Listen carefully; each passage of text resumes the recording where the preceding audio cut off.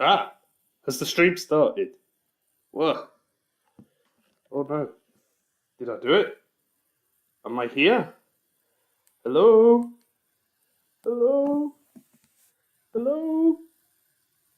Am I here? Oh, I think I am. Oh, oh my god. I'm here. I'm here. Oh my god. It's a stream. Oh my god. Wow. I'm here. Damn. Oh, should I start the music? I should definitely do that. Oh, yeah. Can the many friends in the audience spread the word far and wide that I have started my live stream of me, sorry, of me reading the Sakugabowl 2023. Yeah, please do that. I can't do it right now because I'm kind of streaming. It's a bit difficult. I mean, I've got my phone next to me. I could do it from there, but wow. Oh, there's more people. Oh God. Well, thank you for joining. Yeah, I realise I am wasting my time reading. I'm not reading. No, I'm talking. Yes. Yes. Right. I need to introduce what I'm actually doing, right? Because this is actually quite important. First of all, do you like my stream layout? My stream layout. I made it myself. I don't know how long it took me. I made it many months ago. And then when I opened OBS, it was there. And I just love it. I think it's great. Yeah. I need to say what I'm actually doing. What I'm going to do is I'm going to be reading this article right here. You see it? My mouse is hovering around it. Yeah, I'm going to read this. All of it. The whole thing. Yeah. This guy thinks I'm going to die in the process of me doing this because he thinks he made it too long. But I'm going to prove that he's wrong. See, you can actually view all of his posts. I think he's actually, bad. Yeah? I think he's trying to get at me. Anyway, I've made loads of preparations for this because I wanted to take this very seriously this year. So, first of all, I have got a cup of tea. You can't see it, but if I do this, you could probably guess. Yeah, I've got a cup of tea. I made myself a cuppa. I'm going to be drinking that out of my famous Build Knuckle cup mug with my face on it. President Aria is on the mug. Yeah, you can't see it, but I have posted pictures of it in the past. You can probably imagine what it looks like. But I'm going to be drinking tea. Now, this tea is very important because it's going to stop me from coughing so much, right? Believe it or not, I've had a bit of a cold for the last couple of weeks. And I've only just recovered roughly to be able to do this today. So I'm trying my best. I've also got a whole jug of the finest filtered water from southern England.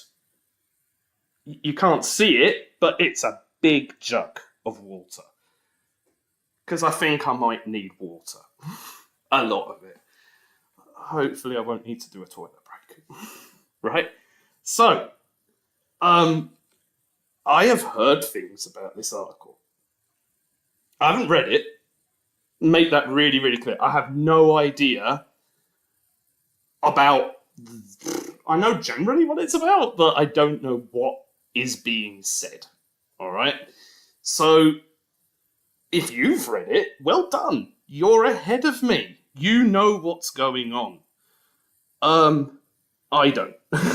I have no idea what's in this article. I have no idea what's in store. So this will all be a surprise. Oh, the other thing I've managed to do is I've got this. Hopefully this works. I'm going to press play, and it should play something. Hopefully. Can the people in the stream hear what I've just done? Please say in the chat if you can hear what I've just done. If you recognise what I've done. I can't hear it. I'm really sad that I can't hear it. But well done, MegaX. Thank you. Yes. Another side challenge is how many loops of Flying Beagle can we have while I read this? First of all, if you've never heard Flying Beagle before, you're gonna love it, right? Just as much as my voice. And yeah, you'll be able to hear it by Himiko Kikuchi, right? Excellent album. You should listen to it all the time. Anyway, without further ado, let's click the article. Right. Here it is. It's just loaded up. Wow, I'm really nervous. Okay. Oh. Damn. I'm finally here. Oh, finally on the article. Damn. Again, please spread the word that I am doing this, because I don't know how many people know that I'm actually doing this right now. One sec. Oh, yes. Oh. I'm having peppermint tea. It's amazing. Right. Right, so there's apparently 22,000 words in this. Kevin was very proud of that. Anyway, let's begin. Sakugabowl Animation Awards 2023. Published on January the 3rd, 2024 by Kevin. With 5 comments that I can't wait to read. It's time for a last look at 2023 with the Sakugabowl Animation Awards. We've gathered directors, animators, designers, producers, and passionate fans to share their favourite, he spelled it wrong, most resonant works of animation across the last year, and other years, frankly. In short, Sakugabowl time. See, I'm being a teacher, right? That's what I do. But, like, that's the American way of spelling it. We don't do that here. Yeah, this is bad. Bad. Don't do this. We spell it British.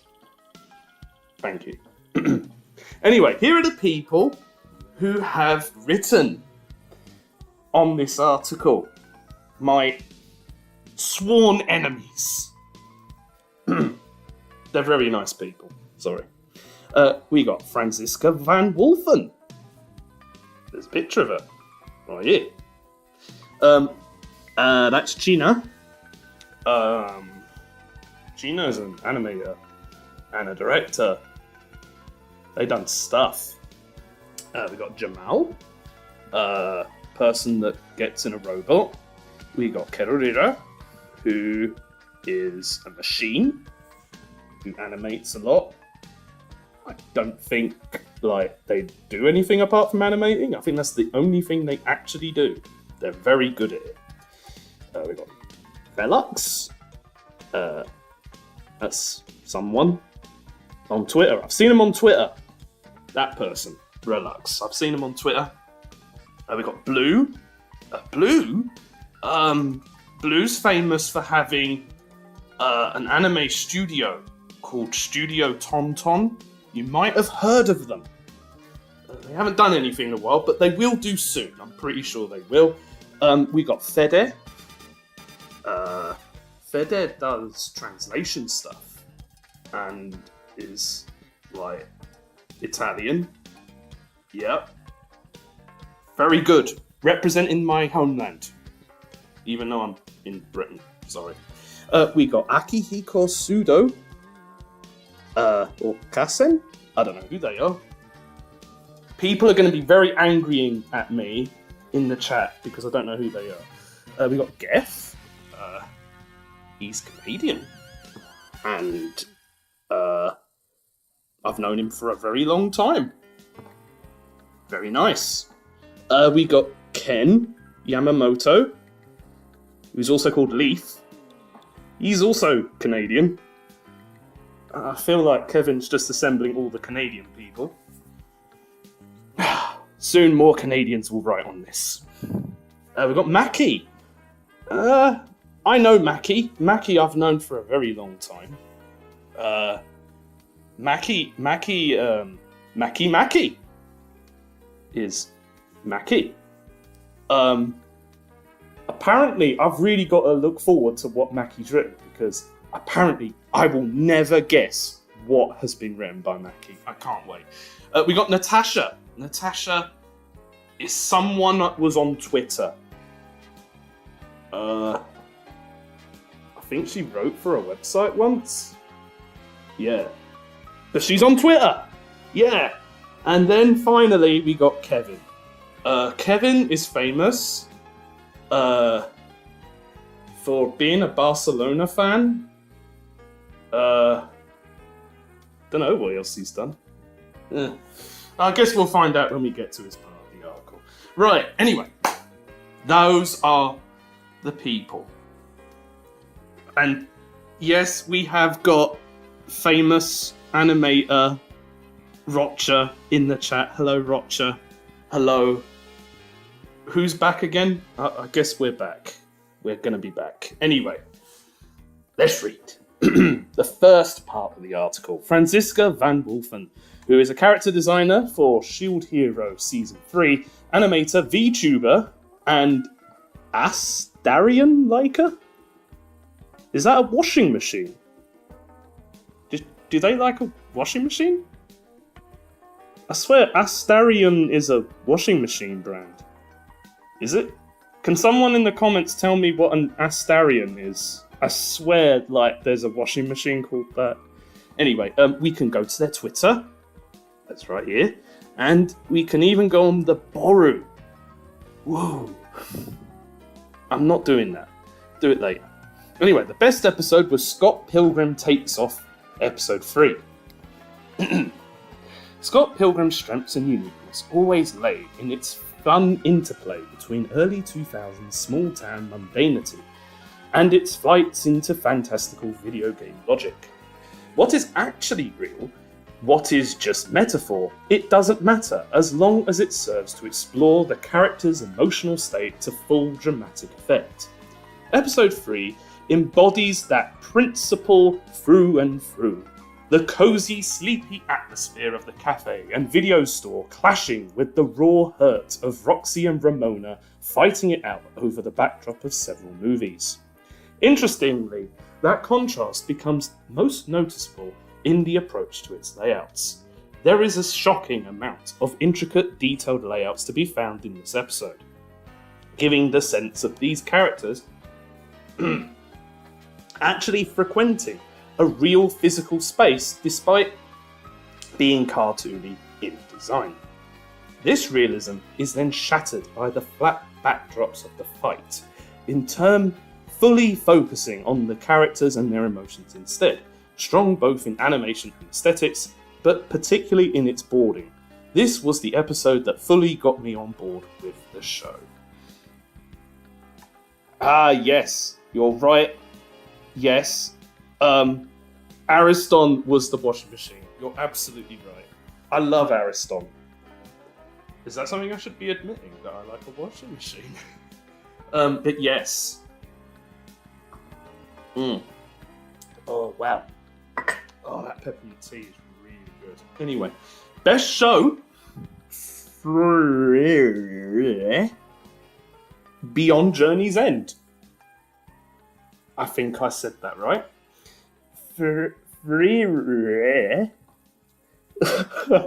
Is the rare kind of show where you can point to any singular part of the production. Wow. And find it in perfect synergy with the vision and atmosphere of the rest of the project. Every choice is deliberate and purposeful, while also maintaining its production quality and consistency. It's the sort of adaptation most source materials can only dream of. The titular character, being an impossibly old elf, sees the world very differently from us mere mortals, posing a challenge in relatability. How to depict such a fundamentally different experience of life then? While the muted colour palettes and slow burn approach to storytelling certainly are a big part of it, it is hard to imagine having quite the same impact if it wasn't so strong in its animation department in particular. What has left the strongest impression isn't so much the certainly impressive action sequences, but rather its character animation. There is something so graspable and tactile in a lot of the carefully depicted small emotions. Every tiny, seemingly unimportant action suddenly becomes precious, something that both and, well, the viewer come to learn to observe and appreciate. In an industry where there's often little room for delicate character animation like this, is an absolute delight. I absolutely nailed that paragraph. I was so on it. Right. Best opening. Magical Destroyer's opening. I will always be a sucker for an opening that also easily doubles as a very cool music video. Though Magical Destroyer's intro is arguably a bit more style over substance, perhaps. It do be darn good in the style department. With its crisp, beautiful drawings, bold compositions, and even fun usage of mixed media, it quickly bursts into an overload of striking imagery, aided by an increasingly disorienting song, making it a beautifully surreal experience of an opening. Moving down a bit. Best aesthetic. Hell of a boss. Who's the boss? Alright, let's find out. Cheating a little bit here, since Hell of a Boss isn't strictly speaking a 2023 show. Yeah, it's a person. However, being an independent production that releases just a couple of episodes a year, I wanted to give it a mention. While this show's approach of what I'm affectionately dubbing edgy cartoon maximalism isn't every person's cup of tea, it has undoubtedly developed in its own very unique visual voice, more so this year than ever before. It's flamboyant, it's loud, and it doesn't pull any punches, giving every single setting and design of its version of hell a very distinct flavour. Not just when it comes to its backgrounds, but the colour palettes in a broader way as well. It's certainly exciting to see a big project like this prosper in the indie animation sphere year after year. Yes. Best animation designs. Bungo Stray Dogs by Nobuhiro Arai. One sec, I need to drink a bit more tea. Oh, yeah. Oh, that tea is so good. Anyway, I've always adored Bungo Stray Dogs' fun, stylish approach to its Bishonen designs.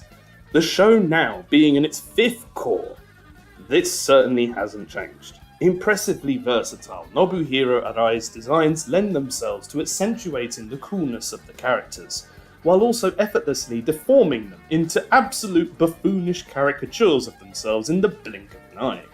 It goes without saying that this is perfectly suited for Takuya Igarashi's approach to both action and comedy. While they may not be the easiest to animate, they're certainly always striking and fun to pose. Not to mention that despite being adaptational designs, they have their own very unique flair to them, without losing the essence of their already quite appealing original manga counterparts. Thanks, Franziska. That was really short. Very well appreciated. Anyway, moving on. We got Gina.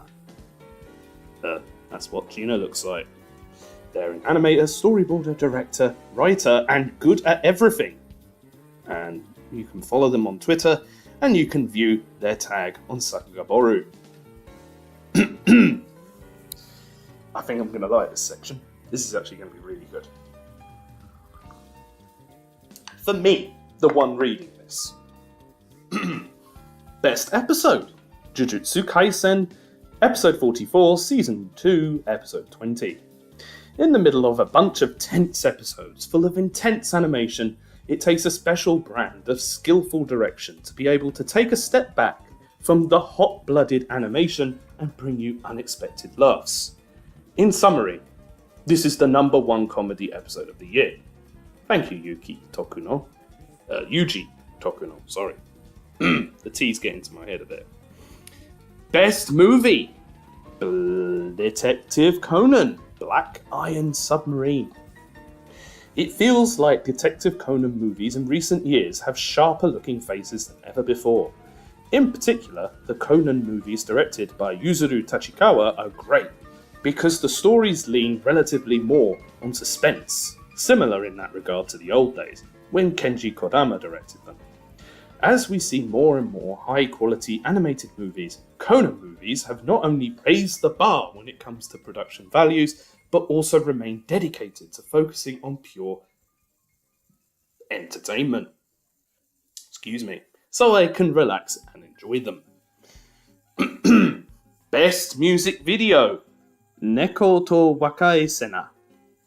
Right. I had been looking forward to this one since last year, and it was just as good as I hoped. Unrestrained by a regular cell animation look, with high quality animation, interesting dialogue, and its narrative cohesion as a short film, Neko to Wakai Sena has to be this year's #1 music video in every respect. Best aesthetic, Fate Grand Order Memorial Movie 2023. Great visuals that get to the heart of the cell animation look. There is a lovely contrast between the simple designs, matte textures, flavoured by talented animators, and the lavish metal armour ornaments. It's so delightful to watch that I almost forget how hard it must be for the people who have to draw it all. Even as a fellow industry member, it's pure fun to see it get taken this far. Best animation designs.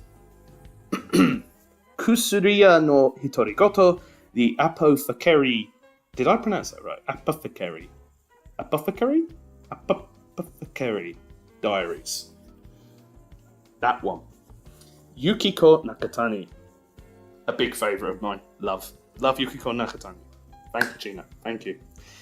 When I received the offer to direct an episode, I saw Nakatani-san's model sheets and immediately thought, I'll do it. There's a strong universal appeal to her designs, with all the aspects such as novelty, nostalgia, and technical prowess combined. They're bold, charming designs that appeal to all people of all generations. The design sheets feel like each and every character comes alive.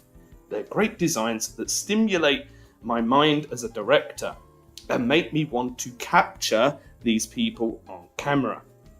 As an animator, I hope to be able to draw like this one day. Oh boy. Right, that'd be very good. I'm just having a look on my Discord. Why have I got so many pings? Is everyone after me or something? Oh no. Oh no. Have they noticed that I've actually started doing this? Oh no. Oh no. Oh no. Oh no. Yeah, the Precure announcement. Oh, I guess there's a Precure announcement now?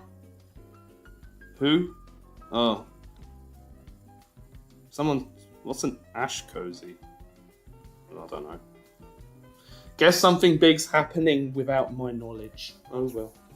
Non-Contemporary Work Award. The Adventures of Tintin 2011. I watched it for the first time this year. All the storytelling tricks and turns can be learned from. And it's very interesting to boot. Spielberg is the master of creating excitement. I wish he had kept going in this direction to make more animated works. Real. Absolutely right. I absolutely agree. Tintin should have gotten a sequel. We were denied. Absolutely right. I completely agree. Very, very good. I completely agree. Anyway, creator discovery. Seiko Yoshioka. Oh no, not this again. Right, Seiko Yoshioka-san's work on is truly excellent. Her art boards posted on Twitter have a wonderful atmosphere to them, creating backgrounds for fantasy worlds was something we struggled with for Deterame no Sekai no Melodrama. There's a link to that. So I know better than anyone how amazing it is. So not just to her, but to all creators and anime fans out there, here's to a happy new year. We're 6 days in, and it's been a very good year so far. We get to our next person. We got Jamal. Jamal is a rectangle. See? It's a rectangle. 4 corners. Well, actually, no. Oh my god, have I been lied to all this time and Jamal's actually a cuboid? I don't know. Well, that doesn't sound good, does it? Anyway, Jamal is allegedly in the Mecca. And there's a link to Jamal's Twitter right here. You can click on it and you can follow. Do it if you're following along with me. Oh wow, this episode again. Wow, best episode is Scott Pilgrim Takes Off episode 3. Again, as I drink more tea. Ooh. It's kind of getting a bit cold. Soon we will move on to the water. Ever since Moko-chan's directorial debut on Heike Monogatari 2 years ago, I have made it my mission to keep track of everything they work on. While I never would have imagined that the third thing that they were going to draw storyboards for would be a new entry in the Scott Pilgrim franchise. The episode is full of surprises as usual. One of the most intriguing features of their previous work is how they make the most out of static drawings. So witnessing the high-energy close-quarters fight scene they constructed was an exciting experience. Azora's cuts, featured at the beginning of the clash between Ramona and Roxy, had a wonderfully feral aura as a result of the erratic spacing that they applied. The aggressive smears used in the plane crash scene also did a great job of characterizing Roxy, portraying her as a character that is equally afraid of change as much as she's angry about it. Yet to some extent, Moko-chan's work still showed their appreciation for stillness in the way numerous shots in the fight were held for slightly longer than one may expect to convey the force and emotion that each combatant is putting into their actions. This approach extended into more light-hearted moments too, as seen in the jam session between Knives and Kim. Despite the chaotic nature of this episode, I appreciated the directorial decisions that were made to allow the heated emotions of the characters to shine. Perhaps my favourite 5 minutes of anime from this year came from the movie world scenes that were presented in the 21:9 aspect ratio. As a result of being in a 16:9 container, the reduced space made all the fast-moving action cuts feel even more spontaneous, since they were able to move the corners of the frame seemingly much quicker. This, in addition to all the other elements that I mentioned, created a captivating episode that made me start to understand Scott Pilgrim's whole appeal as a slightly awkward action rom-com hybrid. Honourable mentions. No! Don't do honourable mentions, this is going to take me forever.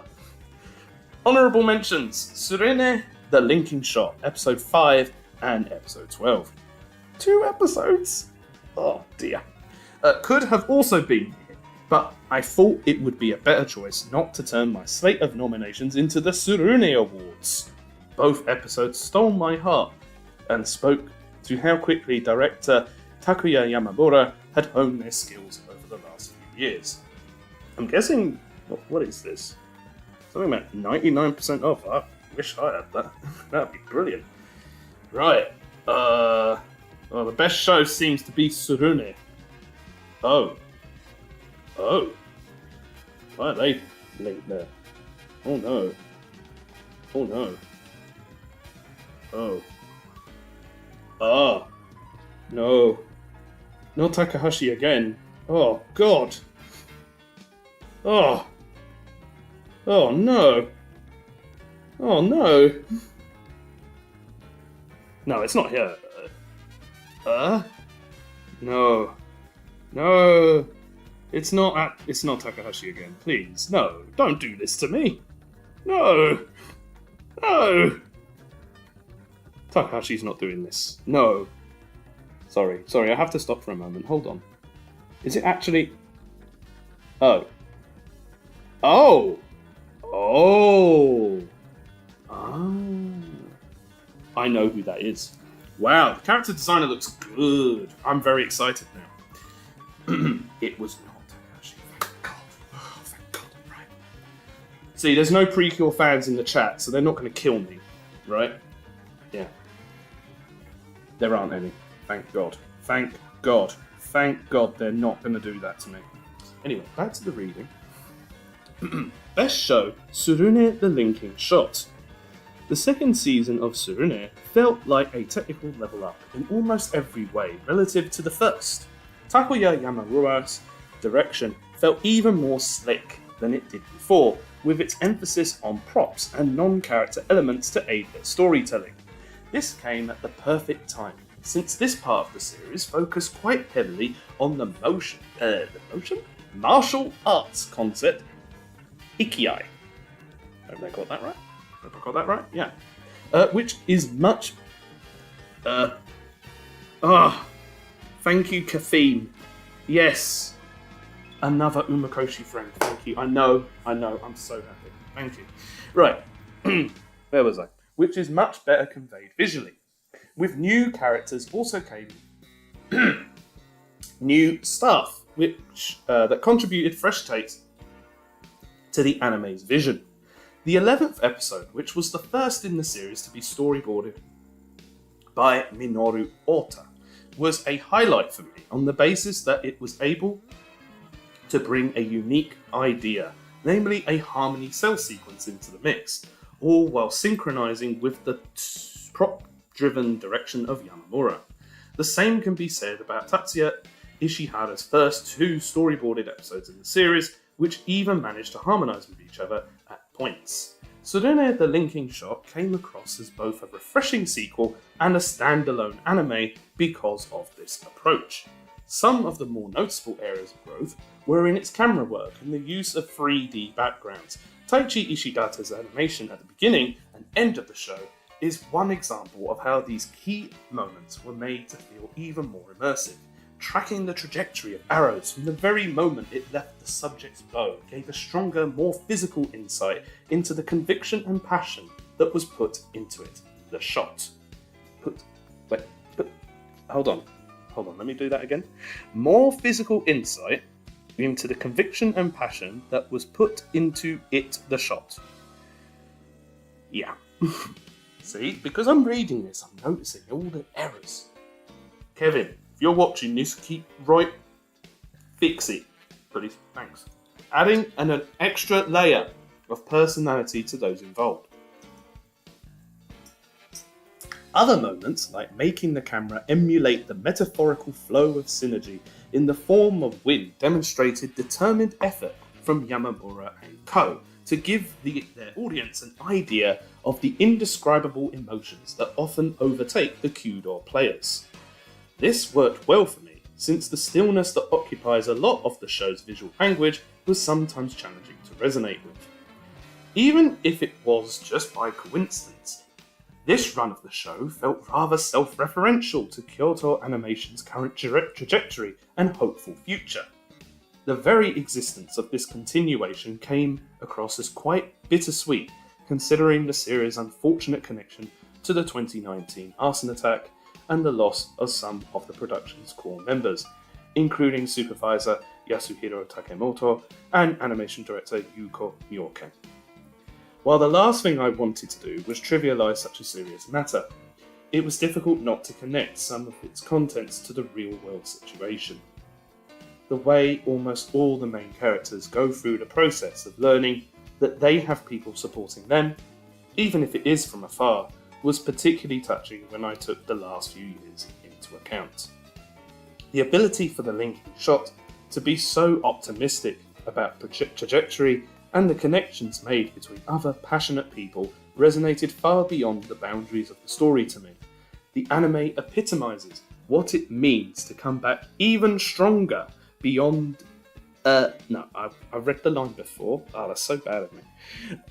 even stronger than before from both a narrative and production standpoint. Oh dear, do you know what? I'm only on, the third person? I'm already making these silly mistakes? That's so bad. Oh dear. Oh no. Oh, dearie me. Oh no. That's so good. Wait, narrator's serious composition again? Wow. Damn. Oh, wow. Okay. Woo. Anyway, back to this. Best music video. That's Detarame na Sekai no Melodrama. Oh, I remember this. This got mentioned only a few paragraphs ago. Hold on.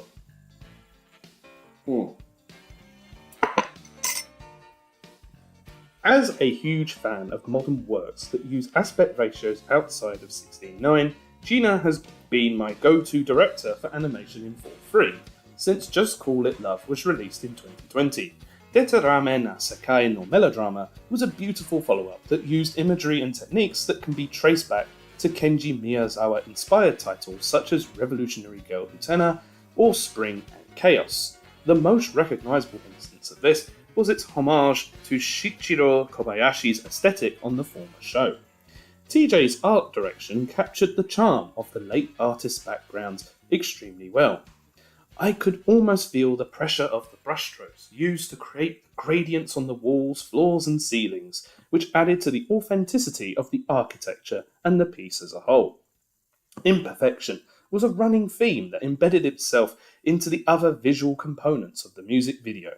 The delicate lines that made up Moang's character designs not only imitated the natural imperfections that would come from putting a pencil to paper, but also helped to convey them as sensitive beings.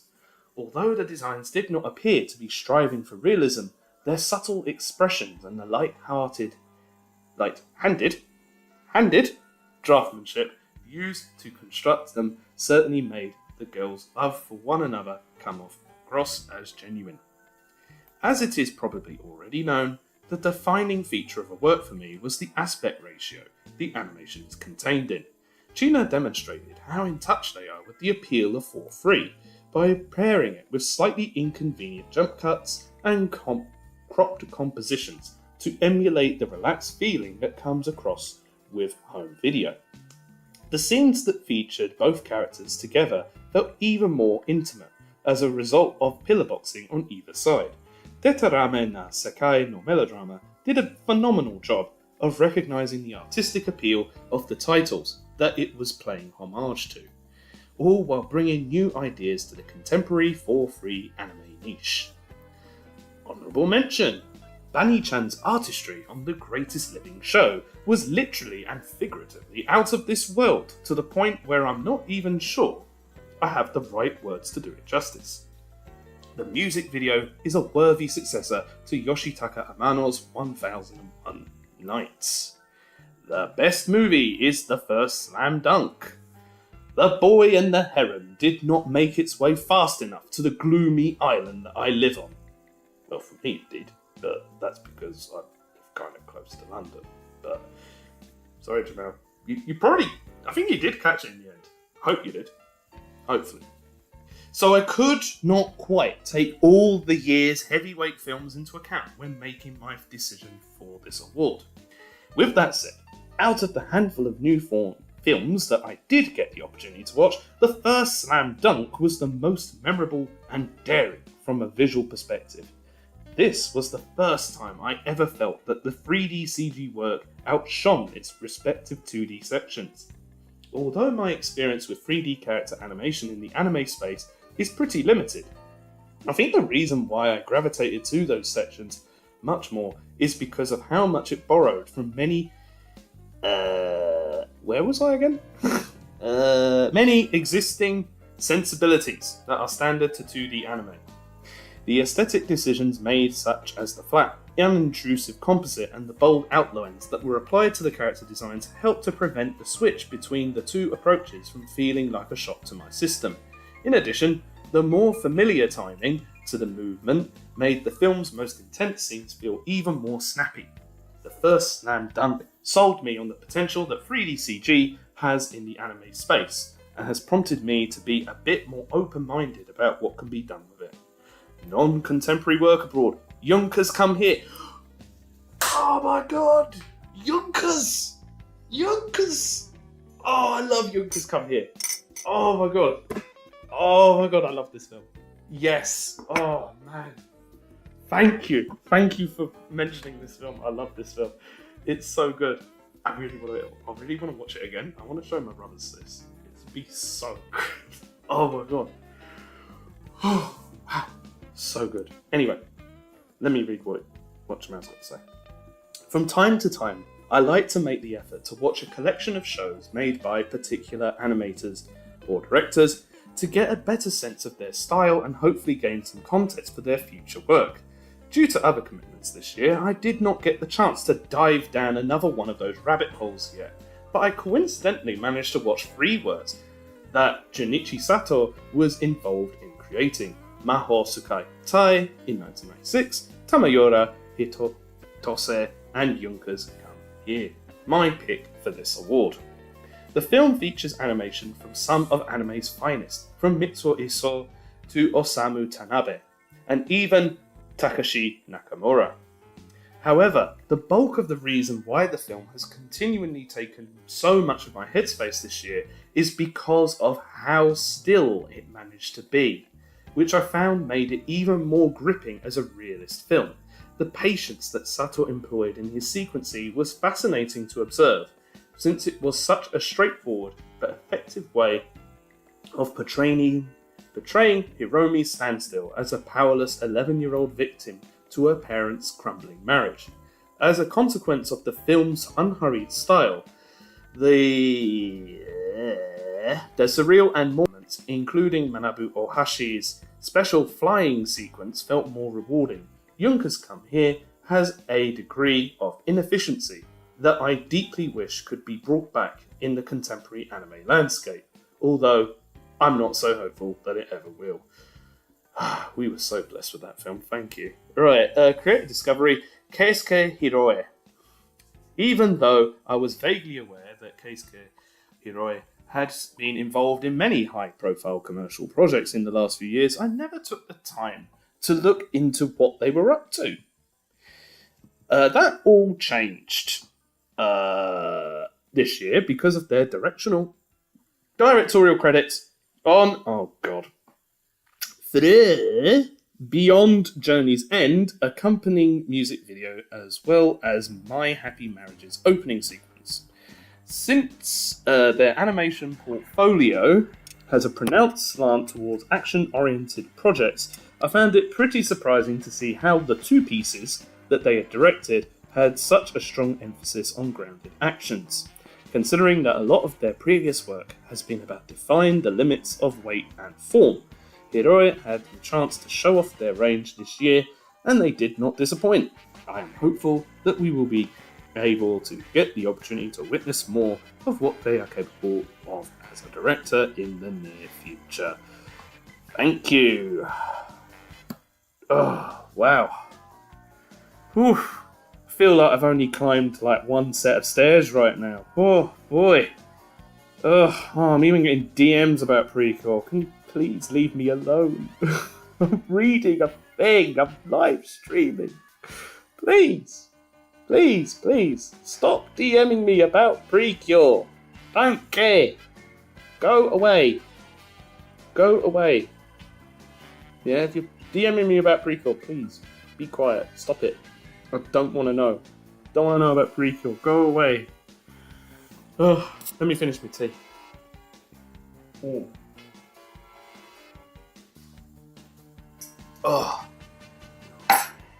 that was so nice. And now I'm out of tea. We move on to the water. Right. Oh, we're on Kerorira. Okay. Excellent. We're here. Right.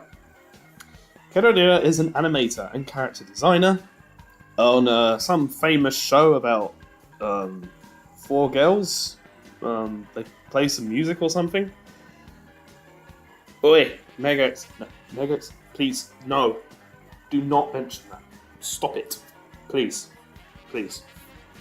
Kerorira is the world's fastest one-man studio. You can follow Kerorira on Twitter, right here. And you can look at all the cuts they were doing on Sakugabowl. Wow, Megax, you actually DM'd me. Wow. Oh, damn. Anyway, let's get to this. Best episode was Tengoku Daimakyo, episode 10, which is very funny because it's called Tengoku, so it has 10 twice. This year was full of great episodes, including China's for Kusuriya episode 4, Nobuhide Kariya's for episode 10, and Kazuto Arai's for Jujutsu Kaisen episode 37. But it was another one that personally left the biggest impression on me, Tengoku Daimakyo episode 10. Kai Ikarashi's direction shines throughout, and with animation from Tetsuya Takeuchi that leans closer to Ikarashi's style than usual in the mix, the result is an unprecedented level of cool. Every scene is packed with fun, subtle ideas, and combined with how good the original work is, of course, it was the episode that felt the most complete as a self-contained whole. I'm gonna love Kerorira's stuff. Thank you. Right, best movie is The Boy and the Heron. Seeing the Studio Ghibli. See, I pronounce it Ghibli, not Ghibli. Ghibli. Hard G here. We're hard G fans. Anyone a hard G fan for Studio Ghibli? Yeah, I'm a hard G, not a soft G. Yeah. Say in the chat, hard or soft. Alright? This sounds a bit weird, but hard or soft G. Seeing the Studio Ghibli logo at the beginning of The Boy and the Heron filled me with incredible excitement, as it hit me that I was really about to witness a brand new work by the studio. I'm sure opinions will be split on this one, but personally, I left the theatre feeling positive. So did I. I hated that damn bird! Ugh! I hope Kerorira was positive about punching birds afterwards. Sorry. I can't help it. Best opening was Tengoku Daimakyo opening. When I first saw it, I was blown away by Weilin Zhang's tremendous artistic sense that oozes from the animation and visual direction. It's really wonderful, with its breadth of novel ideas and visual details. Best ending, Undead Unluck ending. The latest work of art from Taiki Kono. The beauty and choice of colours in every frame, just what you'd expect. Best aesthetic, Beyond Journey's End. The blue gradients of a beautiful cloudless sky. Bountiful forest, buildings that tell stories of their inhabitants' customs, religious views, lifestyles, etc. The series hasn't finished yet, but on a visual storytelling level, it's already unsurpassed. Of course, you can't ignore Keiichiro Saito's vision. No, direction, not vision. I'm sure they had really good vision too.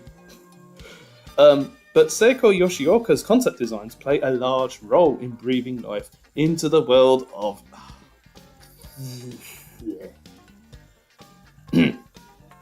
Anyway, Ryo Imamura's Oni-chan wa Oshimai. Yay. Ryo Imamura's designs feel like they should have existed before, but they're revolutionary in their own right. His designs have led to the birth of a number of new ways of symbolically expressing characters, and I find myself heavily influenced by him as well. They skillfully translate realistic, textured 3D forms into a two-dimensional space. I'm sure a lot of people who pursue anime in the future will have studied Imamura's designs at least once. And non-contemporary work award, Kodomo no Omocha. I really need to watch this show. Really need to watch this one. I don't know why I stopped short. A long time ago when I watched the free Studio Gallop Magical Girl anime, I got to Nurse Ririka-chan SOS, and then I just stopped. Probably because the show was so deadly depressing. But, like, I really should have watched this as well. That would have been really good. Anyway, Kodomo no Omocha is one of Akitaro Daichi's earlier works as a director, which I got round to seeing for the first time this year. It's got an unbelievably good tempo, with Sana Kurata's cheerful monologues driving the pace. It goes from a barrage of wacky gags to suddenly hitting you with pure-hearted scenes, and that roller coaster of emotions is downright addictive. Just pure good entertainment. Well, can't get better than that. Anyway, we go to the next person. Who are we on now? I think we're on the 5th one now. We're on Relux. Relux is some person on Twitter of the Sakuga kind. Hold on, I've got to scroll up a bit. Hold on. Sakuga. Technically drawing pictures, but knows where... Oh, it's just something explaining what Sakuga is. Oh, okay. Well, it's really helpful that you tell people. That's really good. Anyway, let's get to this. Let's read what Relux has got to say. Oh, you can follow Relux on Twitter, by the way. Anyway, best episode is Jujutsu Kaisen episode 40, season 2, episode 16. Months of constant controversy and discourse, you're telling me, have surely inflicted intense Jujutsu Kaisen fatigue among viewers.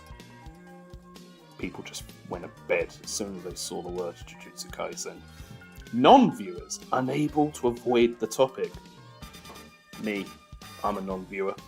And especially any who have been involved in bringing each episode to television on a weekly basis. I think one of them's watching this. That said, between all the doom and gloom are several triumphs made possible only by the strength of the passionate individuals who continue to push through such unfavourable circumstances.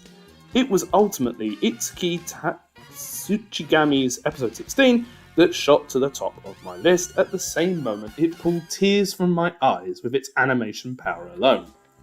Oh, I can tell this is a long one.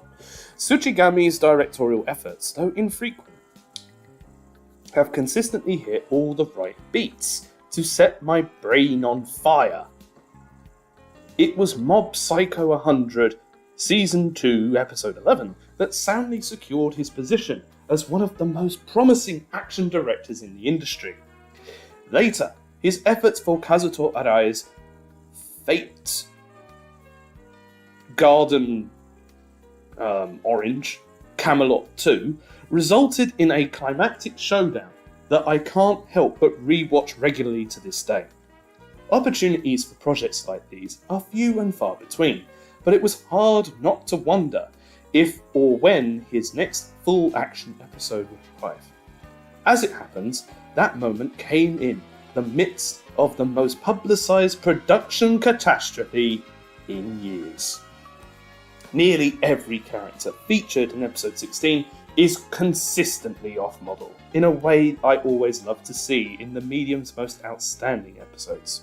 Shading is left at a minimum, and features are defined by line art above all, an approach fully reliant on the draftsmanship of the surprisingly small number of participating artists, at least relative to the novel-length credits of the surrounding episodes. This minimalistic philosophy carries over to the episode's colour design and post-processing as well, that is, until all hell breaks loose in the B part. The pair of action sequences serving as centerpieces for each half are as well constructed as one would expect from Miso. But they aren't exclusively his doing. Nakaya Onsen more or less unit-directed and solo-animated Megumi's fight with his child, an animal-abusing father. while the explosive Curse Showdown was more of a collaborative effort between Miso and So Miyazaki. Miyazaki, of course, roughed out numerous potential action cuts for Miso to review, simply because they might be cool. The completed cuts were as cool as the events on screen were hot. It shouldn't be long after the rabbit martial arts sequence that most viewers realise they're in for something special. And Miyazaki's 2 minutes of madness more than seal the deal.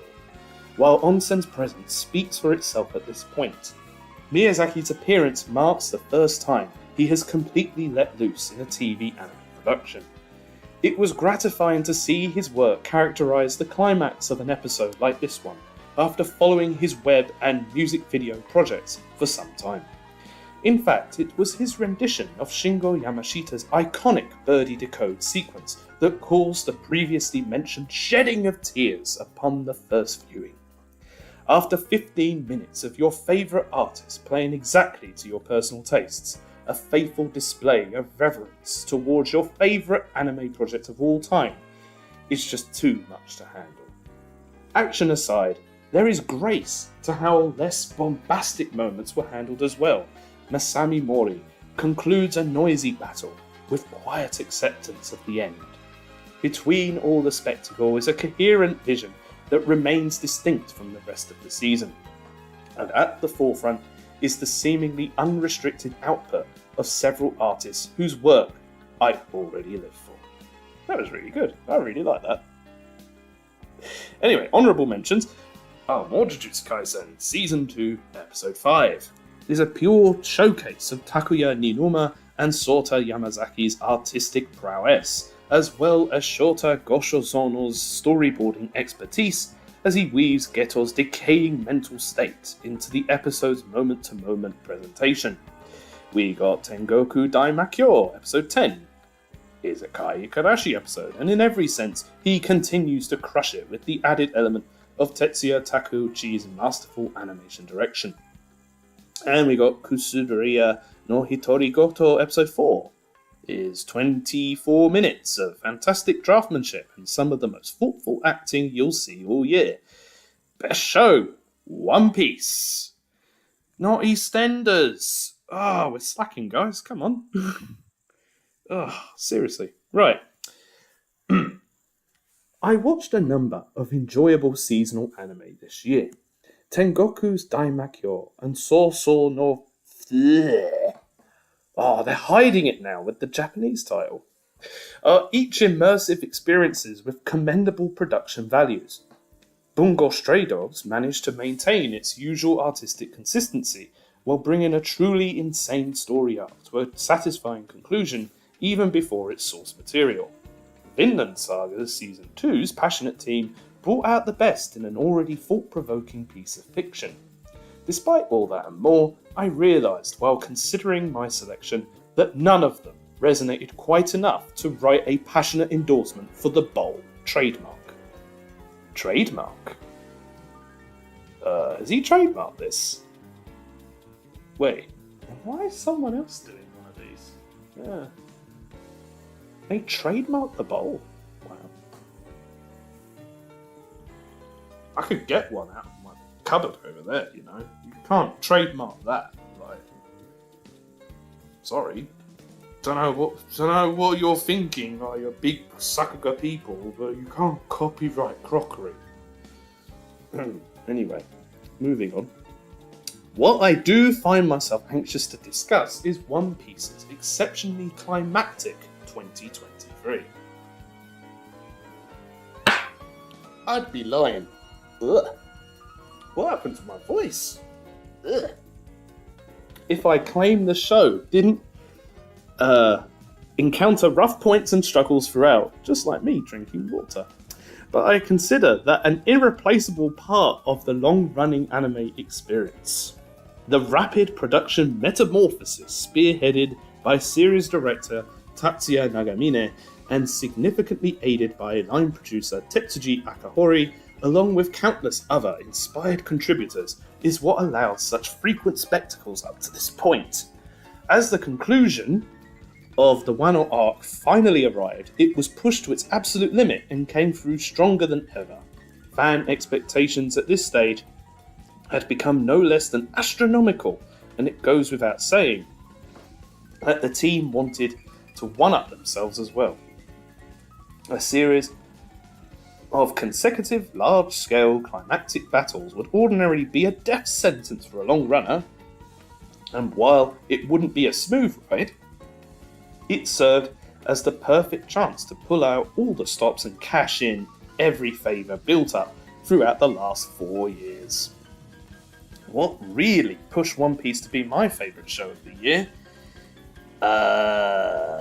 was the unique experience of witnessing it all in real time. The celebration of animation that was Gear 5th's debut episode. The celebration of Sakuga episodes that was Ryosuke Tanaka and Katsumi Ishizuka's episode 1062, Nanami Michibata's beautiful resurrection of endings, and Megumi Ishitani's openings to match. Monstrous individual efforts from the likes of Tu Yong, sorry if I pronounce this wrong, and Vincent Chansard, all of it spoke to the team's boundless desire to keep pushing and evolving. Through all the ups and downs, I look forward to all of what comes next. Best Movie, Blue Giant. Blue Giant was one of those rare theatre experiences that leaves you all but stunned as the credits rolled past. As someone entirely unfamiliar with the source material and less than knowledgeable regarding the art of jazz, what brought me to a seat in front of the big screen was the knowledge that director Yuzuru Tachikawa would absolutely deliver. Unsurprisingly, he did just that. But I was caught off guard when every other aspect of this film proceeded to hit me harder than a speeding truck. Filled with saxophones? Probably? Oh, film's about jazz. Yeah. So probably a truck delivering, like, instruments or something. The movie is filled with and is about youth. If you've ever poured your all into achieving a particular dream, you are represented here. If you find yourself directionless and beginning to resent what you believe to be your path, you are represented here. No matter your situation, I believe viewers will come out the other side feeling a bit more optimistic about these things. It stumbles a few times visually, and the CG may rub some the wrong way, but that much is offset by the unreal pieces of 2D animation when it counts. The performances. While experiencing Blue Giant in theatres is tragically no longer an option, I'm recommending watching only with the largest screen and best sound system you can access. Allow Hiromi's soundtrack and the characters' emotions to consume you. Live it. Absorb it. Become Blue. Become Giant. Okay. I'll become Giant. We got someone in chat saying, how many bowls of Sakuga have you read already? Well, I've drunk 1 mug of tea, and I'm starting this cup of water.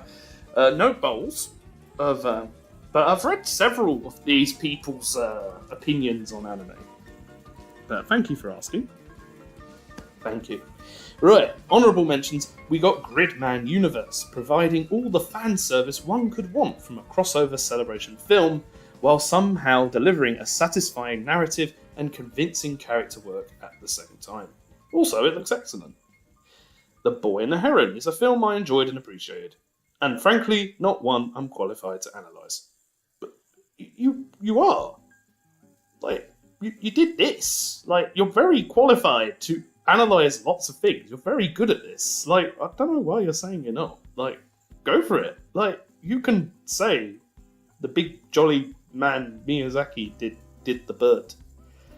You can do that. Like, nothing's stopping you. Please, I'm trying to be very motivational here. I know, it's almost midnight, so I'm trying my best here. Anyway, best opening. Magical Destroyer's opening. I'm going to destroy this cup of water in a minute. I like when Kenichi Kutsuna makes things. His Magical Destroyer's opening features all of the qualities I already enjoy about his short-form projects. but with 30 seconds of indescribable question mark tacked onto the end, and a song that miraculously fits the bill. Openings and endings often become a platform for skilled artists to rework or entirely ignore the visual approach of whatever larger project they're attached to, and in this case, it's what makes the opening so excellent, as well as Taiki Kono's ending for the same show. A defined yet malleable take on the characters is complemented by grainy backgrounds and high contrast colour design.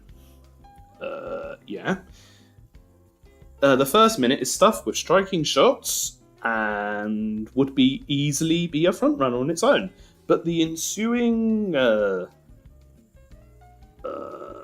dramatic collapse of everything is, I just described, truly brings this opening to another plane. What, did it miss its first flight or something? I don't know. What's going on? Anyway. Right. Honourable mentions. We got Weilin Zhang's debut opening, aired at around the same time in Tengoku Daimakyo, and similarly did its own thing. The thing he did is very good. Yeah. I haven't seen it, but I'm sure it was really nice. Riki Matsura Undead Unluck opening couldn't be a better fit, giving his own career history and that of the team as a whole. It's a love letter, and the recipient actually worked on it. Okay, wow. Royal Mail's really gotten good at this time of year. Right. Best ending, Jujutsu Kaisen, Season 2, Ending 1. Thank goodness. I was expecting Jujutsu Kaisen. Oh, wait, it is Jujutsu Kaisen. I was thinking it was something else. Anyway. Depicting the joyful day-to-day life of our always suffering cast has become something of a Jujutsu Kaisen tradition throughout its run. Why? Why do they make them suffer? People like watching people suffer. That's really bad. And I must say, Yojiro Arai's take is easily my favourite. If nothing else, the reason would have to be that it looks simply incredible. I'll swap the words around. Rarely am I this blown away by photography and backgrounds alone. We shift from characters contained by solid white borders to beautiful environmental shots, and then to those characters existing naturally within that environment. Many of these backgrounds are remarkably deep and layered with cleverly applied parallax, simulating a convincing camera effect. Dynamics between characters and future developments are implied via subtle visual indicators and less subtle parallels. It's shocking how much Arai was able to cram into the standard... almost makes something come up. Okay. Standard runtime of an ending, as I still occasionally notice new details among the quick cuts. I suppose I have no choice but to keep rewatching it more. Honourable mentions. We got Card Fight Vanguard Will Plus Dress. Season 2, Ending 1. Is the combination of drawings by Kai Ikarashi, Ko Yoshinari Mebachi, and actual photography that I always wanted without knowing it. Need more endings like this to exist. Wow, Kai Ikarashi and Ko Yoshinari was on a Vanguard ending. Wow. That's pretty amazing. Well, Nanami Michibata produced an excellent return to the ending format for One Piece, and with Masami Mori's supervision no less. More than anything, I'm amazed by such an appealing, coherent, reworked aesthetics in her debut ending. I'm going to have to say that word loads of times in this paragraph. Best aesthetic. Day on Journey's End. Boy, oh boy. Okay, this year we've been blessed by more than one story focused on a lengthy, often sidetracked journey through awe-inspiring environments and featuring characters with consistently amusing dynamics. The post-apocalyptic cityscapes of Tengoku Daimakyo and the sprawling fantasy setting of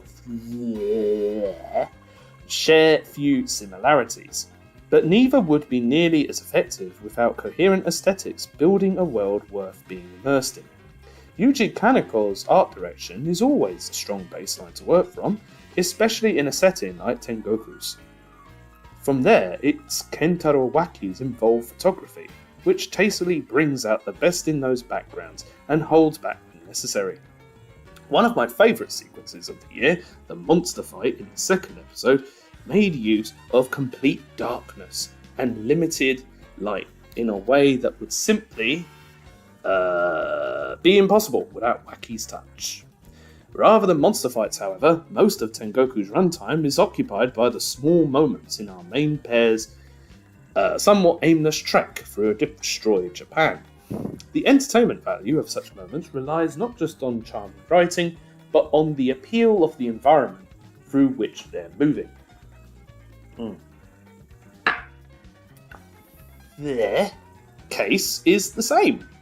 Despite indulging in the occasional shonen-style fight, the value originates primarily in its interactions, themes, and world. Each extended montage embodies all of those things. A grainy, faded look is matched by often low-contrast colours that break free and pop when the moment calls for it.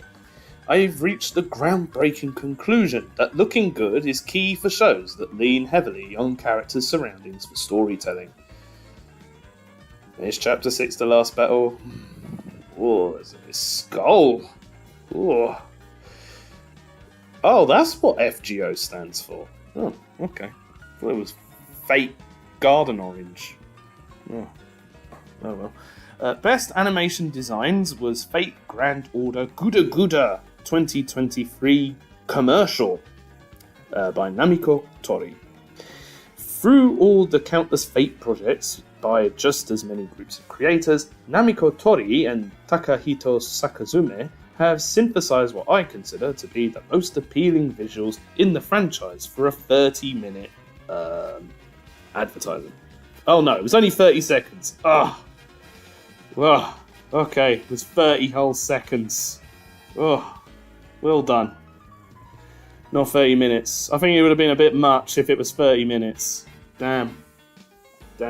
Okay.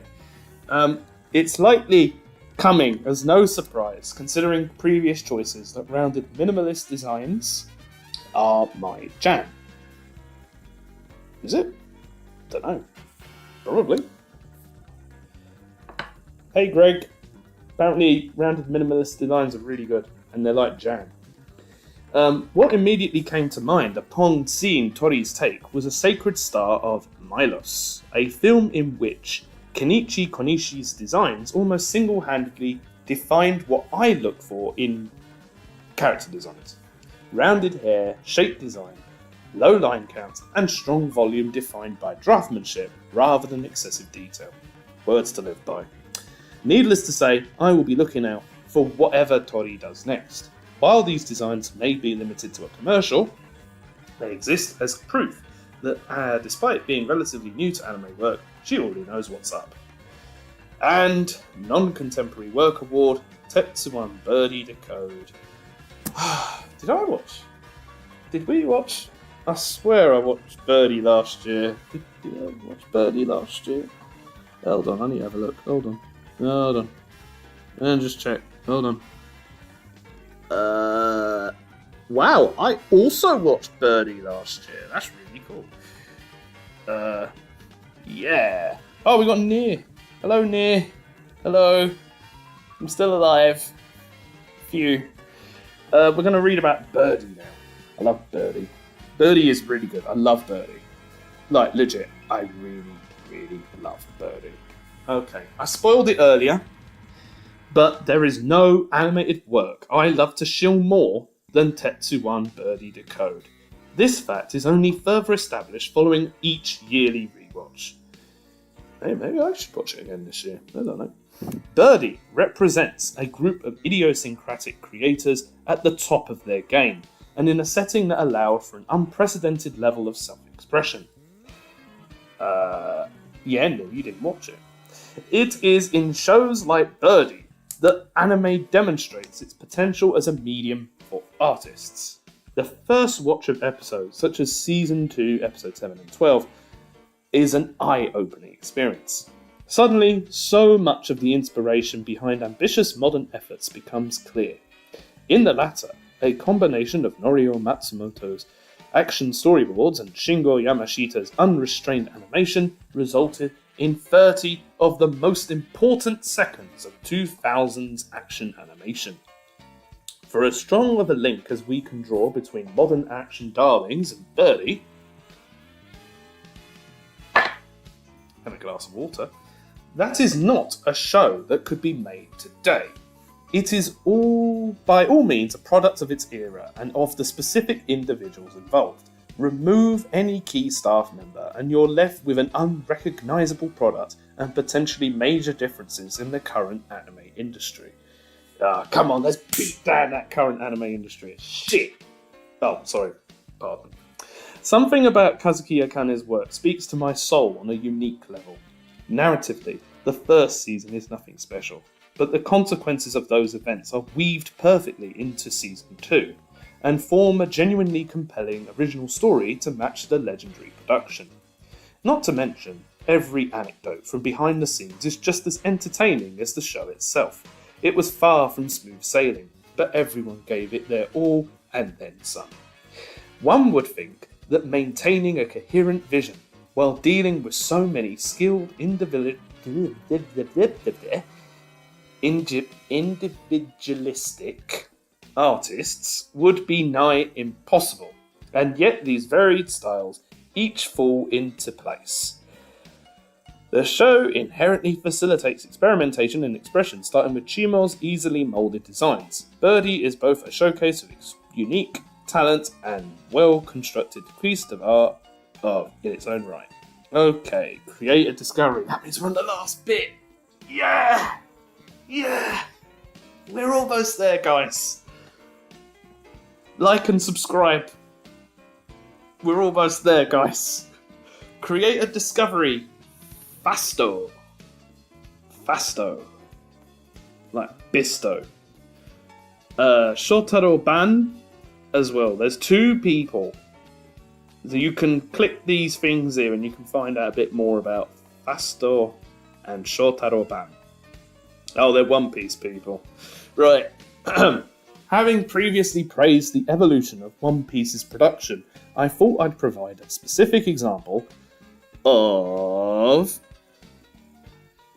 Near, please. I don't need another 2,000-3,000 words. Deary me. No, I'm not doing that. Please, I need to go to bed. Anyway, I thought I'd provide a specific example of how that restructuring has allowed certain artists to evolve along with it. Nearly 2 years ago, Fasto and Shotaro Ban first appeared in the 1006th episode of the One Piece anime, along with several promising online animators. Yeah, because there were loads of people online working on One Piece. Some of them might even be watching this very stream. Anyway, at the time, Fasto's experience in the industry was limited and Ban's was non-existent, but their inclusion was tactical. Directing 1006 was another up-and-coming staff member by the name of Ryosuke Tanaka. Rather than keeping the episode limited due to its unimportant content, it was used as something of a training ground. Tanaka's direction and strong showings from many of these young artists proved the experiment successful. From that point, Fasto and Ban would continue to appear on a semi-regular basis, often performing a relay of sorts by taking adjacent cuts.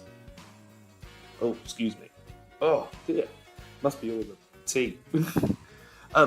By the time 2023's climactic events rolled around, they would be entrusted with multiple high-priority sequences, including a big contribution to Tanaka's 1062, and repeatedly met the challenge with increasingly impressive results.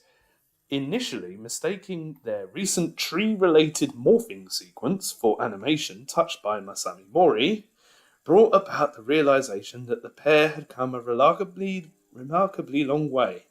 This is far from the only example of similar growth as Wano has progressed, and I see that as a major benefit of the long-running format.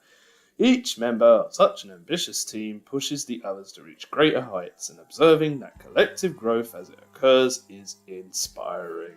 We've done Relux. Yes! Right. Moving on to the next one. We got Blue. Is that what Blue looks like? No. Oh, don't want to change his old avatar since it's cute. Yeah, I thought so. Yeah, I haven't seen Blue look like this in ages. He's aged a bit, you know. Yeah. Now, in case you don't know who Blue is a producer, international production coordinator. Yeah. Like I said at the very beginning, about 1 hour ago, Blue is the boss of this anime studio called Studio Tonton. It's an anime studio. I'm still waiting for more from them, but it's been a while. Don't know what's been going on. Blue's also been involved in what's it called again? Otter-chan. Yeah, that's it. Yeah, I know. Otter-chan is a thing. Don't know much about it, actually. It's a thing. It's like something that gets hyped up a lot, then it happens, and then yeah, it happened. Yeah, that's Otter-chan. I really don't know much about it, sorry. But you can all tell me more about it in the chat if you know what it is.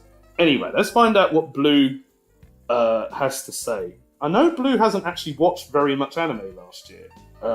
He's kind of like me, in that he hasn't watched very much. I actually think we've watched about the same amount of anime. So, let's see what Blue has to say. Oh no, it's Beyond Journey's End, episode 7. Sorry guys. Anyway, this might come off as a strange choice, considering the number of high-quality episodes that has treated us to. This one doesn't feature an all-stars team like most of the other episodes. In fact, episode 7 is outsourced to a relatively unknown entity. Ooh. It's not granted a special gravitas by being an arc's action sequence like episode 9. What is it then?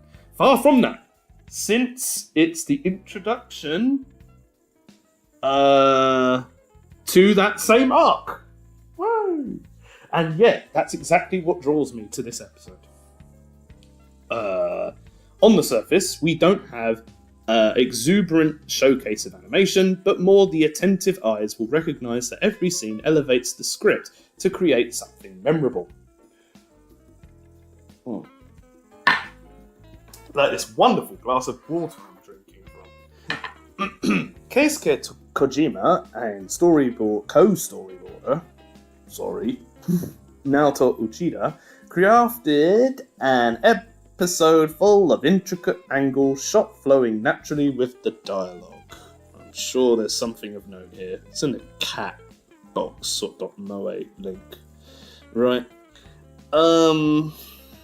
And particularly involved camera work. It never feels like too much or too little. The episode is perfect from start to finish. This is the kind of quiet excellence that I yearn for in the TV anime landscape nowadays. While it seems that the number of incredible spectacles increased over the years, the average quality seems to have declined quite a lot. I won't fool myself into thinking that this episode is indicative of a trend, as Kojima has practically dedicated his career to raising his own team with his own pipeline. I'm still glad to see him thrive where many, including entire studios, have failed. Very poignant. Best opening! Spix Family. Season 2, Opening 1.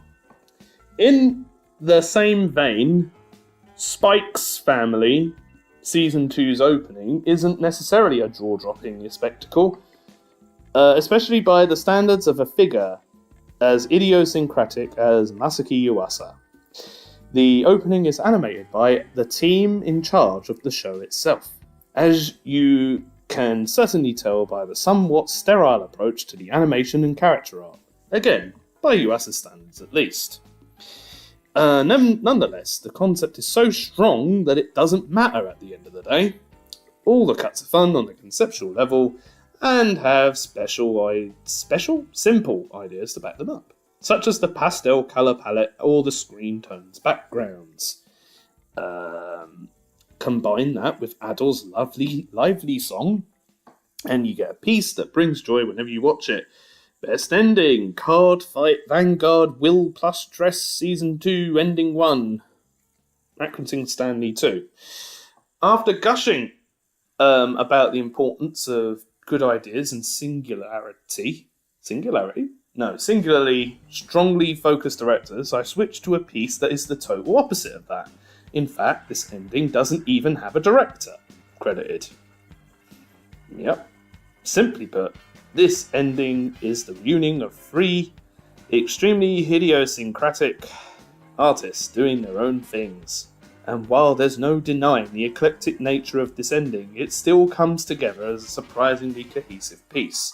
Sure, it doesn't tell a story and feels close to a jam session, but the editing sells the whole thing superbly. The three styles don't clash, but complement each other in a way that maximizes their appeal. An improbable ending, but we can only be grateful that it got made. Now, I don't know why they're making jam. Is the ending about jam? I've not watched it myself, but, if it's about making jam, that's really good. I like jam. Best animation designs. Also, in chat, say what your favourite flavour of jam is, and I'll read it out after this paragraph. Best animation designs. Overtake by Masako Matsumoto. 2 years ago, I dedicated this section to highlight character designs directly drawn by animators, as opposed to adaptations of existing properties or illustrators providing original drafts. This time around, I find myself praising one such case, which is elevated by the execution Masako Matsumoto. Her return to character design duties after almost 10 years after her debut in that role in Old Noah Zero, again alongside Takako Shimura. Matsumoto's philosophy remains the same, if not more refined with the years. Her designs are elegant, with a focus on the forms and curves that are typical of animator character designers. It's not only the faces, but also the rest of the body that are well constructed, down to the way Matsumoto draws the limbs. Her character designs remain attractive, even when she isn't directly supervising. That is not always a given, especially with the trend of increasingly raising the line count over the years. Matsumoto is part of the sadly rare circle of charismatic character designers in an industry where illustrators and mangaka are clearly taking over, and I can only hope she gets to keep designing original shows at Troika for a while. Non-contemporary work award, it's Noin. I think it's Noin. Like wine.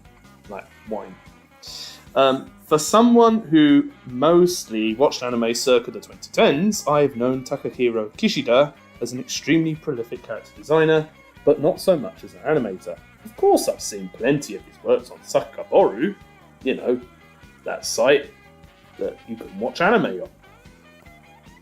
All the good bits, right? But the Noin premiere, Noin is that person from Gundam Wing. So I think it is Noin. Premiere is the first time I got to witness Kishida's animation and supervision in context. It's useful to get something like that. While watching this episode, every following minute presented further evidence for its case. Kishida is a god. It turns out, perhaps entirely unsurprisingly, that his cult-like adoration is entirely deserved. Animation is a team job for sure, but Kishida's presence dominates everything on screen. His draftsmanship is overflowing in every cut. the masterful angle of the camera, the character posing, the large array of expressions. There's so much to love and appreciate in this episode. If you haven't watched the first episode of 9, do yourself a favour and go watch it now, or after you read every other entry of these awards if you haven't done that either. Right, did he know that I was going to do this? Oh, after you read every other entry in these awards, you know how long that's going to take? Like, I'm only done with you, right? There's still more, right? When am I going to watch this? It's going to be ages. I want to go to bed. Watch anime. Anyway, let's find out what people have said about their favourite jam. Looks like it's berry jam, right? It's raspberry. And of course, as we all love, we love Paddington here. Marmalade is also a big one. I love jam as well. What jam is the best jam? Don't know. I like apricot. Apricot jam's nice. I like that that more don't know. Yeah, strawberry's like very reliable, but apricot or peach. Peach jam. We love peach jam. Let's go peach jam. Let's go peach jam. Right, next person. We got Fede.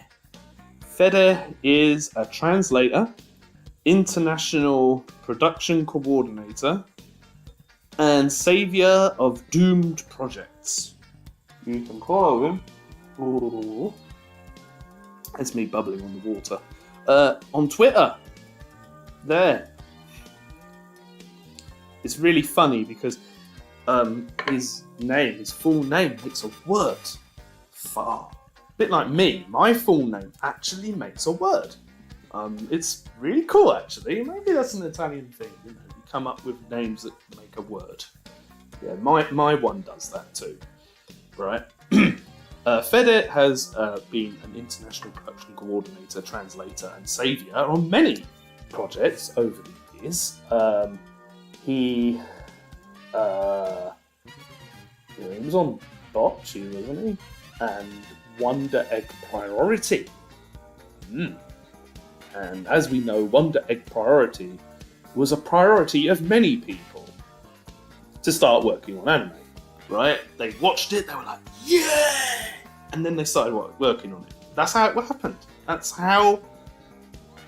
Excuse me. That's a hiccup. Excuse me. That's how it works, everyone. Right, let's read what Fede has got to say this time round. Because Fede was here last year. Best episode? Oh, God. Right, how many things do you want to be the best episode? Calm yourself. Right, we got Kusuriya no Hitori Goto, episode 4. I'm not pronouncing apothecary. Diaries. Kubo Won't Let Me Be Invisible, episode 11. And then Beyond Journey's End, episode 14. Right? Wow, okay. China and Moang's episode of Kusuriya had the interesting peculiar...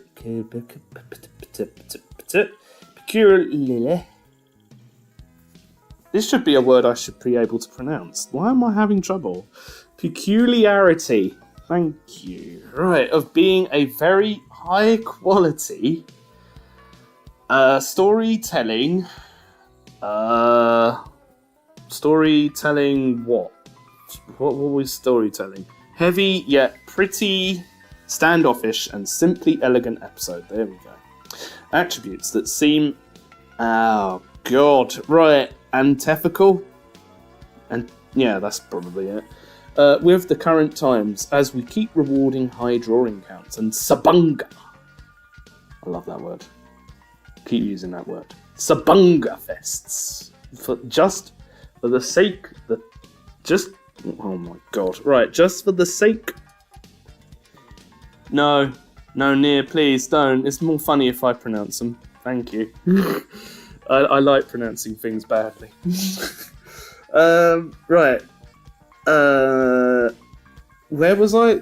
it was being a bit weird. Just for the sake, the time, the resources put into these shows, compared even to the somewhat recent Detarame no Sekai no Melodrama, this new effort feels way more mature, maybe even an opener to a new era of less juvenile lens from their directorial efforts. Wow, why is there so many... I guess it's like Precure people being stupid again. That's why. That's why there's all this stuff going on. Gah. Yeah. It's their fault. What's happening in here? Oh, El Dorado. Right. As for Kubo-san episode 11, I didn't expect Hirofumi Okita to be such a careful director. It shows when it comes to weighing the proportions between cell and background elephants. Cell and background elephants on the screen, I'm going to keep it as that, or in the crafting of meticulously precise lighting, even in how he imposed quite difficult yet simple ideas on the Sakans, it all results in a wonderfully wholesome, already timeless episode. It reminded me of the quieter Sakuga fests of the late... I think there's meant to be an S on the end. Noughts and the early tens, except with cutting-edge compositing and some drawings that show off the more illustrative and risky sensibilities of a new generation of artists. Fleur, episode 14, was such a great reminder of how much of a superb director of three-dimensional spaces good old Ponte is. Especially after what seems millennia of Dr. Stone Kantoku duties.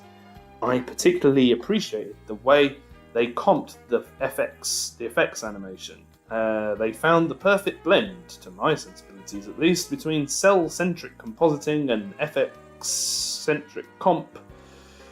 Good lord. For action scenes, while still handling the more fair tones in the daily life scenes with utmost care, so that those don't fall flat either. It was also incredibly interesting to see the Sakan ping-ponging element between the old guard and the new generation of non-Japanese animators between Hirotoshi Arai and Eri Irei. Arai's output in particular reminded me of the sort of elegance we used to see in Sakans from Koji Matsunari's shows. Best shows: Skip and Loafer, or maybe Nothing at all. Is that a show? Nothing. Wow, nothing.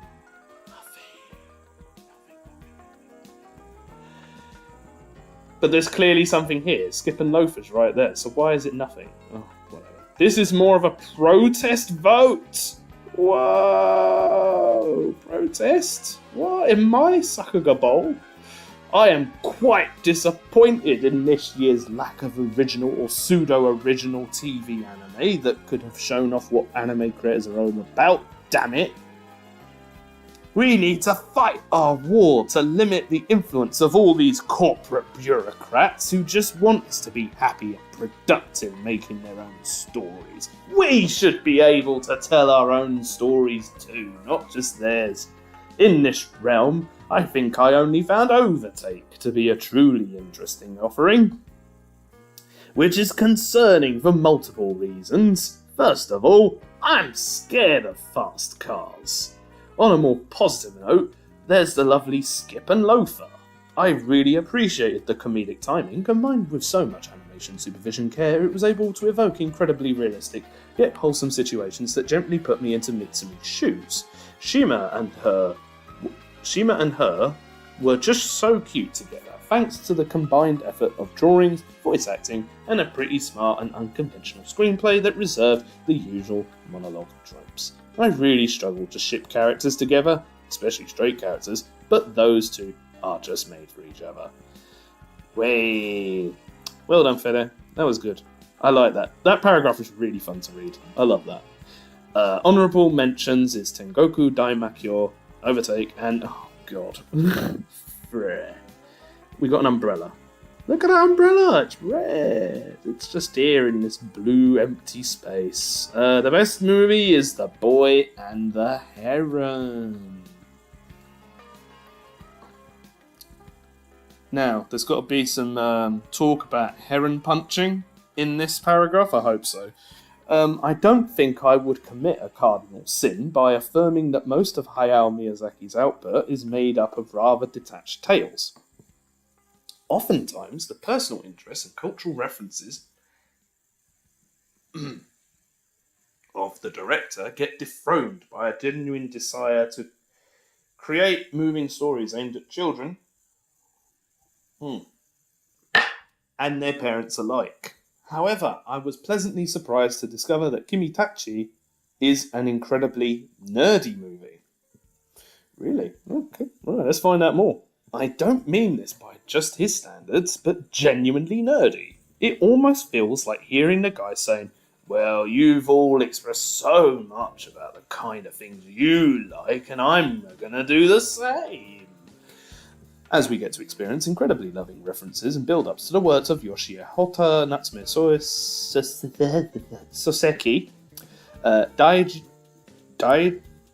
there's probably another vowel in there, but it's missed out. I'm going to say it's Daijiro Morohoshi, Federico Fellini, and Fusao Hayashi, and the Kojiki. I feel like as outsiders, we often end up crafting a way too austere and grumpy image of Miyazaki just because he finds the anime subculture he helped form foreign. There's an otherization by fellow nerds, but Kimitachi demonstrated that he's madly in love with the formative authors of his youth. The Soseki toolbox in particular gets used in incredibly inventive ways, as the most knowledgeable get to experience how certain elements of the movie rhyme with older Miyazaki works, the same way as Soseki depicted his own juvenile haiku in Kusamakura, with newfound meaning. The real magical trick, though, was pulled off when he masterfully unveiled why this is an adaptation. When Mahito reads the climax of Copper's story from the original Kimitachi, he ends up crying and switches his attitude towards an important character. Experiencing that gave me such an incredible joy, and made me feel that anime can still accomplish this type of weird and powerful scenario that remains unexplored in every medium. It's something we can still achieve if we trust creators to tell their own stories, rather than shackling them to faithfully adapting the popular shonen garbo du jour. It's sad that TV anime seems to disagree so much about this idea. I'm really liking this anti-adaptation joint in Fede's write-up. I like this. This is quite fun. I like this. I get to turn into like a different character. It's really funny, actually. Right, let's go to the next bit. Best. There's honourable mentions. Can't miss that. The Concierge, Gridman Universe, especially the Ikarashi scene. What, just one bit? Deary me. Is there nothing else of note in that thing? Right, what else have we got? Best opening, the Ancient Magus Bride Season 2 opening 2. I also probably pronounced that wrong. Sorry. Right.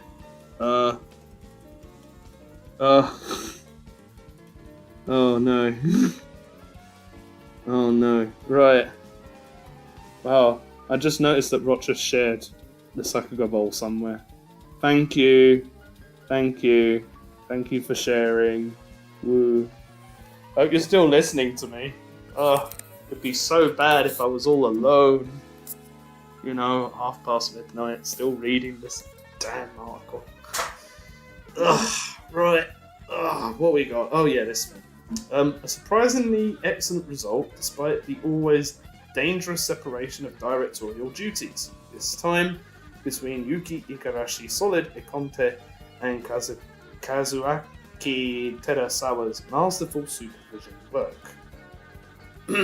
They were able to express Chise's inner psyche, playing a game of contrast using mixed media.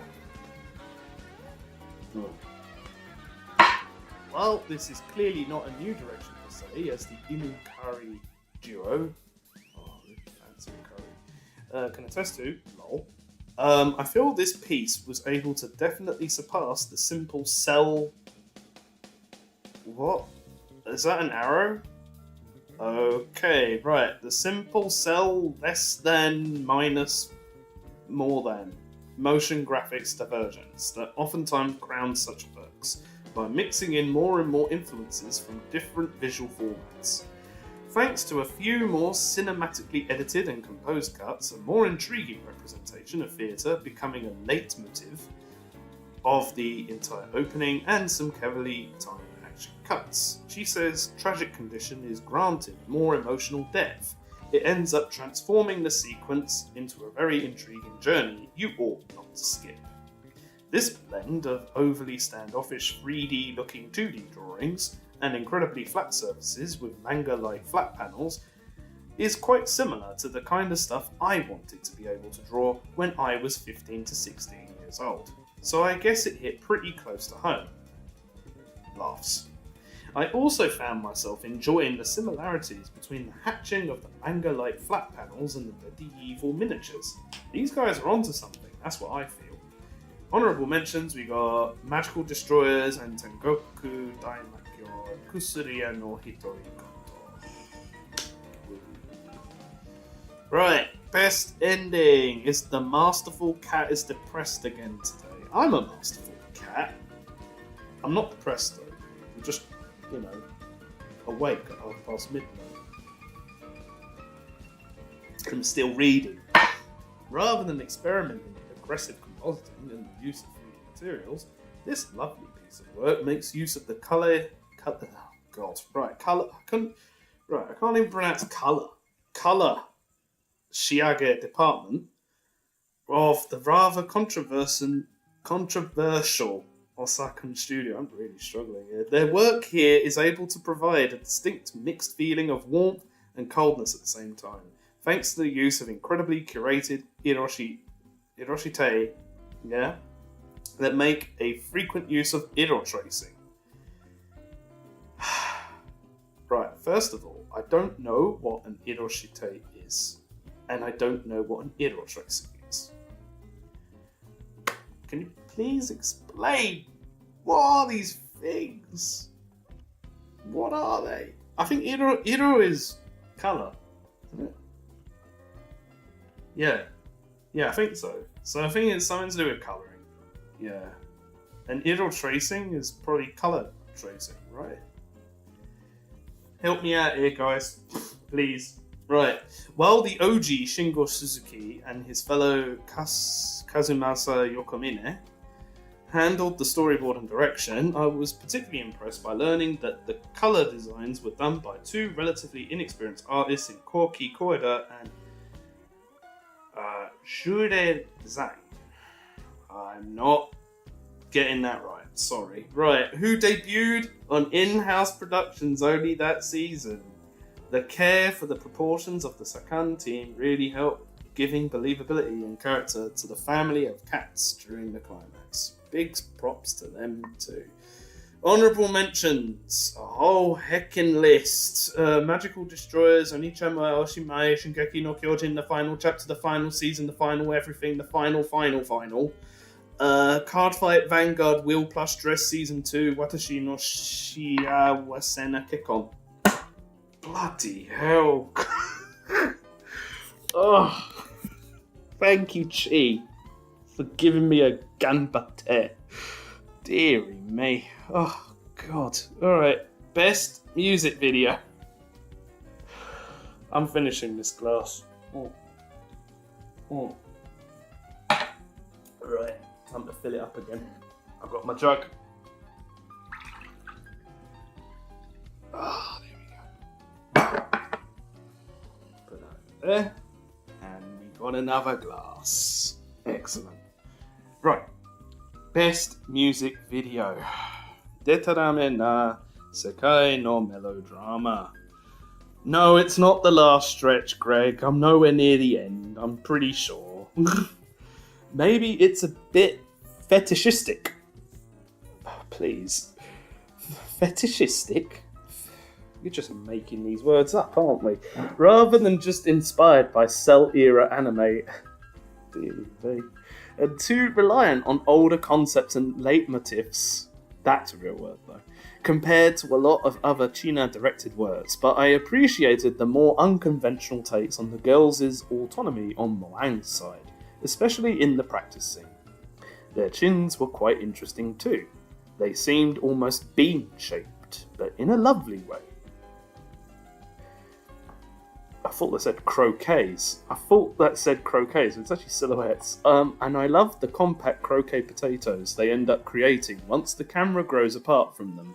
On the directorial side, the particular interest in the colour red.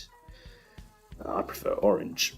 And its variations was also noteworthy, as it felt spacious and rich in a broader way than the director's work with the more complex palettes of Heike Monogatari and Ai Toyobu Dake.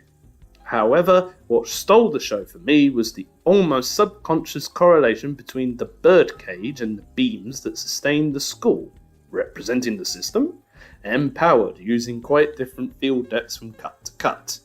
I know reading of me praising China every year may be getting boring. Believe me, I would love to find some other obsession, but they just refuse to slow down in their greatness. Right, best aesthetic. God, please. Can you come up with another name for this category? I'm going to just pronounce it wrong all the time. Best aesthetic. Oni-chan wa oshimai. Oni... Mai. Yeah, Oni Mai. That's the name of the show. Oni Mai. It's very difficult to accept this, due to my arch enemy working on that cartoon. Who's your arch enemy? Please tell me, who is this person? I'll beat them up. Who are they? Tell me. I need to know. I'll rough them up, I don't know who they are, but arch enemy. We'll deal with them. But it's pretty much impossible to find another TV anime that was able to pull up an aesthetic rulebook that I will feel will be as influential as Onimai's. In particular, I feel the way the colour and compositing departments were able to mimic the fatter, deeper, and slightly more violent pen strokes. God, what was he doing? Violent pen strokes? Was he killing somebody? Dear me.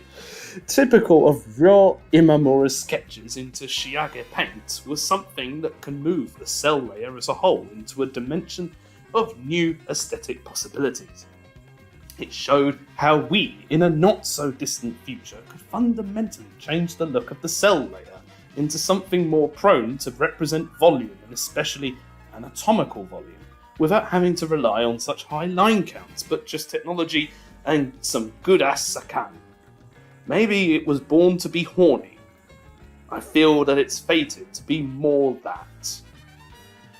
This seed will grow into something majestic one day. Seed? Pretty sure it's an anime, not Seed. Like, if you're watching Seed, then this is Gundam Seed. You're saying that Onimai is like Gundam Seed? I hope not. Bloody hell. Honourable mentions. Jujutsu Kaisen Season 2. Yeah. Tengoku Daimakyo. The Concierge. Gridman Universe again. Especially. Again with the Ikarashi scene. Is that all you care about in this bloody film? Best animation designs is in Pokemon Paldean Wings by Takashi Kojima. Takashi Kojima has been at the top of the game since his early Sakan days, but his most recent output is able to stylishly represent all sorts of characters of different ways of life and physicality in appealing, interesting, yet a bit whimsical ways. I'd say this is especially true when compared to his less recent design work on titles like Flip Flappers and Kimi Nami. Yeah, gee, I have no idea. Like, Fede, if you're around, if you're going to watch this after, can you at least tell me who the heck your arch nemesis is, please? So I can deal with them. I could make this point about Heike Monogatari, which was a more complete experimentation of his visual ideas, but the designs of Pokemon Hokago no Breath. Hokago no Breath. That's a fun title. are uniquely interesting in how they toy with a similar line count while retaining more realistic proportions, which better fit the lens of the world portrayed by Yuki Funagakure's art direction. Other than that, I really appreciated the way some features of the hair for all co-protagonists differed in both silhouette and shading to better fit their partner Pokemon's features in either shape language or volume, rather than going for less subtle similarities like possessing similar colours, which allow to play with complementary tones. Honourable mentions: It's Shield Hero Season 3 with Franziska van Wulfen sama designs. I feel they do really represent a possible happy future for anime. Only time will tell. I feel like this write-up is everyone giving like each other pats on the back. It's like, oh, Gina's getting loads of pats on the back, and now Franziska van Wulfen's getting a bit of it as well. So everyone's like, oh yeah, you did really well this year. You know, yeah. You did all good. When are they going to say when I'm doing good work? When are they going to praise me for once in these things? That's a really good Tinkerton. That's really good. Anyway, non-contemporary work award is Shiawase So no Okujo-san. I've heard of this show. I don't know much about it, that picture, but I think I've heard of it before. It's such a visually inventive show, able to present absurd situations and melodrama in ways akin to shoujo manga, but with a clear late-night anime vibe that helps make the Takahiro Kishida outfit feel at home. In a way, it almost feels like a spiritual prequel to Yama no Susume, which is a great anime, and I love that, so maybe this is good. Right, with how three-dimensional spaces are portrayed. What, is that it? They don't climb hills in this show or something, or I don't know. If it's a prequel to Yama no Susume, maybe they're doing some other form of climbing. Although with a bigger use of pure cell scenes, but has such a feminine perceived elegance that places it at a distance from the more otaku-centric output of late-night anime. An incredibly cozy yet seductive watch that experimented with some rather curious visual tropes. Oh my god, we're almost done with this one. Good lord. Creator Discovery, Sauriden.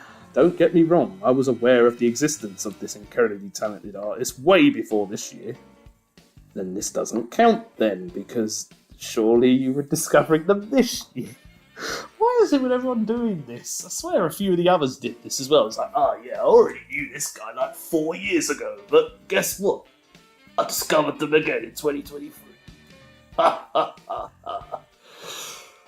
God. Right, but now I feel I'm way more aware of Sauriden's qualities. Yeah, see, this is what they do. They go like, oh yeah, now I know them a lot more now. Yeah. And her quirks as a director, compared to her oh god. Enshutsuka days. Her compositions oftentimes work with an unconventional centre-right and centre-left subjects, which are bound to leave as strong of an impression on the viewer as the particular timing of her multi-plane slides. Damn, she was flying multiple planes?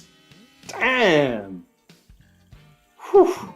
Wow, she must be amazing as a pilot as well. She really made me reevaluate how impactful a line of dialogue can be by adding a subtle motion of a different animation layer than the mouth, or when not showing the mouth of a character at all, which won't even result on a more demanding workload than the usual serifu flip-flap mouth. Her constant use of point-of-view handshots created with just a still frame or a single cell moving aren't as baroque as Aoki's more animated ones, but are quite more flexible and easily splashable into more situations. I would bribe all around in order to get her some of her Inshutsu instructions or Kantoku Bible. 3 exclamation marks. Right. Good lord. Right, honourable mentions. We got Yume Bakui. We got Jiko. There's Mahmood. Hey, Mahmood. I know Mahmood. Aaron Rodriguez. Hey, another person I know. And right.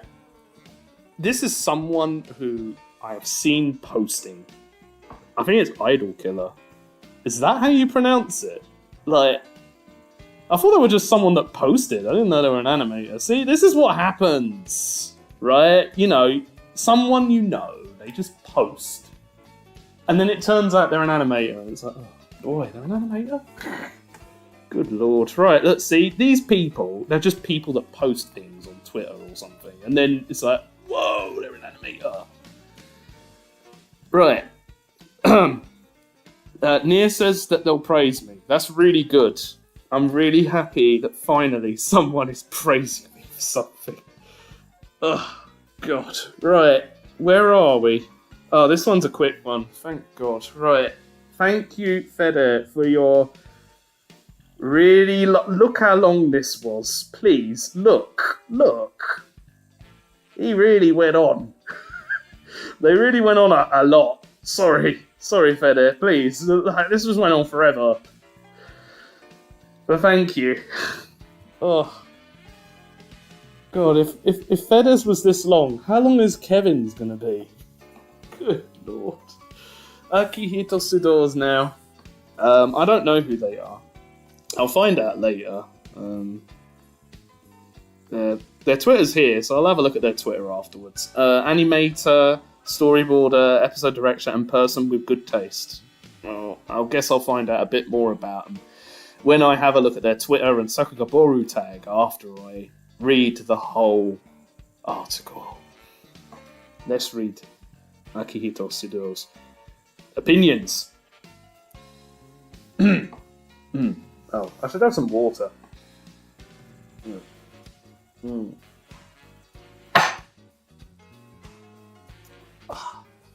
Right, best episode, Tengoku Daimakyo, episode 10. A veritable... I thought it was a treat. It was a threat. Threat of an episode that fuses Kai Ikarashi-san's overwhelming artistic talent with idiosyncratic animation. This episode depicts the inner workings of Juichi as a character, and it leaves a lasting impact on the audience, as if gouging their hearts out. Best show, My Love Story with Yamada-kun at level 999, directed by Morio Asaka. The conversations between characters have a snappy, pleasant tempo to them, and I was able to enjoy the story throughout all the episodes without ever growing bored. Best movie, Gridman Universe. What were we at again? Oh yeah, Gridman Universe. Akira Amamiya's first time directing a theatrical work for the Gridman series at Trigger. The dry approach of the TV series remains intact, and there's a lot of fan service for long-time Gridman fans. I remember clearly how satisfied the audience looked leaving the theatre when I went to watch it. Best openings: Spy X Family, Season 2, Opening 1. Storyboard and directed by Masaki Yuasa. I was impressed by the wealth of animation ideas present. The art style, with its exaggerated silhouettes and perspective, makes you remember the primitive joys of animation. Best animation designs: Skip and Loafer by Manami Umeshita. The wonderful designs from Manami Umeshita, who served as character designer and chief animation director, were the first things that left an impression on me when watching an anime. In my opinion, the soft designs help to further accentuate the pure-hearted nature of the characters. Good lord. Right, yeah. Yamada was praised. We got to Geth now. Now, Geth told me before a few days ago that he wrote a bit less. Also, he's got a Christmas hat. It's like Christmas is over. What are you doing, man? Why are you wearing a Christmas hat still? Sorry. Ugh, well, Geth, I'm glad you've taken a bit of pity on me by writing a bit less. Thank you. Right. See, you're the nicer one. Kevin's evil. So, yeah, I knew you'd pull through for me. Right. Best episode. By the way, Geth Geth is a person on Twitter. That's them. Geth. You can follow Geth on Twitter. They are very good and say lots of things about anime. What else do they do? What else does Geth do? Geth has a Discord server, and I think Geth's also Italian. That's really good too. I think Geth is Italian. Yeah. So Geth is good. Yeah. Right. Let's get to the things that Geth said. Right. So best episode was Kusuriya no Hitorigoto, the Apothecary Diaries episode 4. A lot has already been said around the internet about why Kusuriya episode 4 is so special on this very blog even. This one. Sakuga blog. So, to keep it succinct, I appreciate the extent to which this episode goes to craft a complete personal work, as it's exceedingly rare these days to have as much of a drawing incongruence. You might have not wrote much, but come on, as this does. Geth is Canadian. Yeah, I know Geth's Canadian, but I think Geth is also Italian too. Yeah, I saw that post. I know Geth is Canadian. I know. Yeah. Anyway, back to it. Incongruence as this does with the surrounding anime. Moreover, the skill on display to emphasize characterful movement is second to none. It's the best animated episode of the year. Right. Good. Right. Moving on. Best show, Tengoku Daimakyo. The 2023 calendar year, marked the least number of currently airing anime I have watched since becoming a habitual seasonal enthusiast back in 2016. I know that Geth is Canadian. Thank you.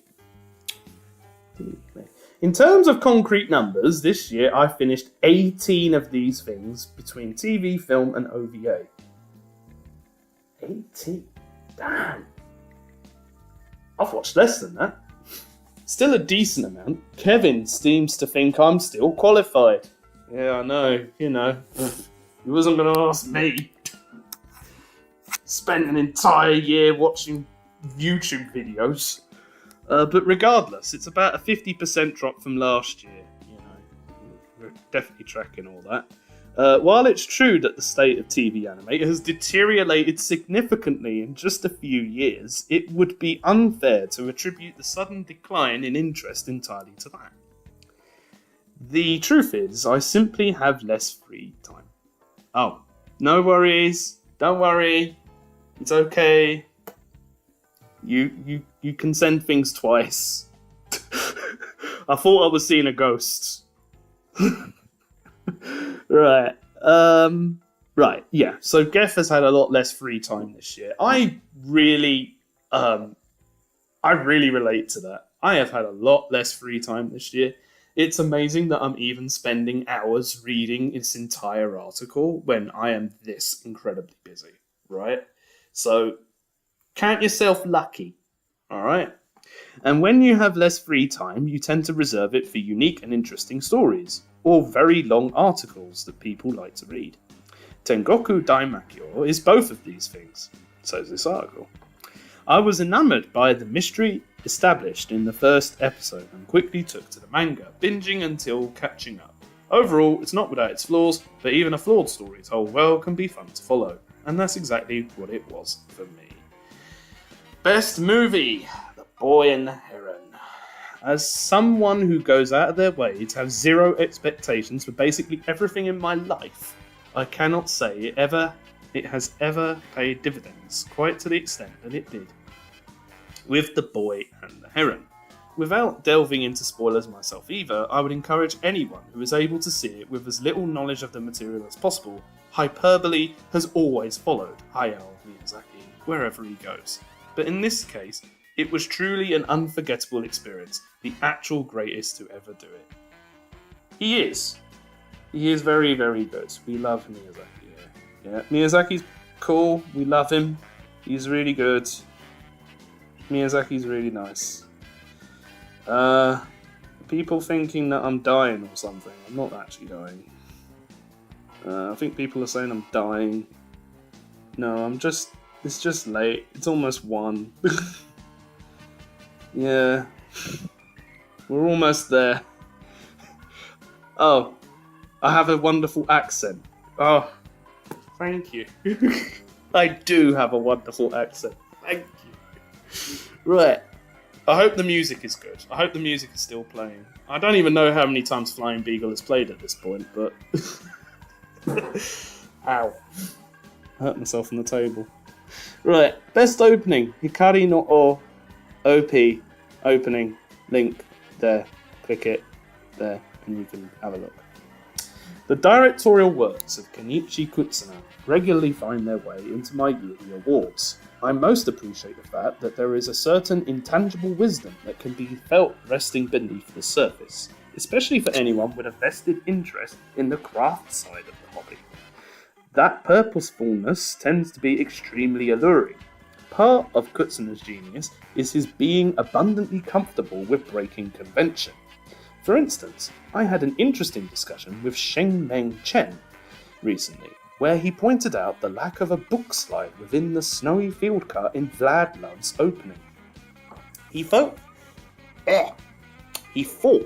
thank you, it must be a mistake, since with the character walking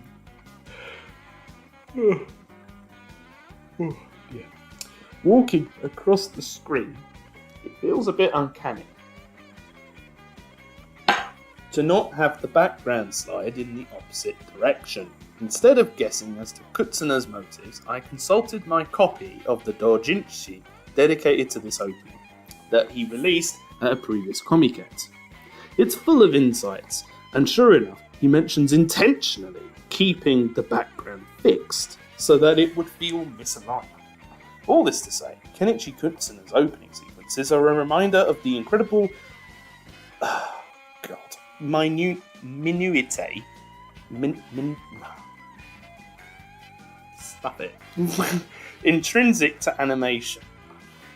Returning to Hikari no O, this opening reinforces the degree to which flora and greenery are a staple of his work, both in and of themselves, and also as a means to depict full-cell backgrounds. The presentation is so confident that it forgoes the need for robust animation, which is fortunate, or perhaps intentional, considering he was working with a much more modest crew than his previous opening. As a historian and scholar of Sakuga, Kutsuna also managed to fit a reference to the iconic Record of Lodos War opening. On a final note, this may not even be the last time that Kenichi Kutsuna directs an opening for Hikari no O, as the series is returning in the new year. Regardless of whether he reprises his role though, we can only hope he once again publishes his thoughts and creative process. It's my favourite word! It's back again. Best aesthetic. That wasn't my favourite word. It's coming up in a bit. Skip and loafer. Here it comes, everyone. It's there. Beyond Journey's End. These two series sharing an award make a lot of sense since they're designed similarly. I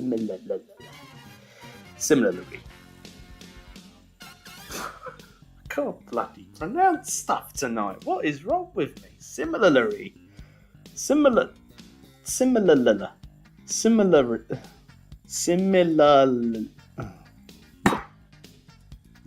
Whatever. Simple. I'm saying this word. Similarly. Got it. Yes. Simple, unobtrusive filtering and colours that agree with each other. This tends to be the winning formula as far as I'm concerned.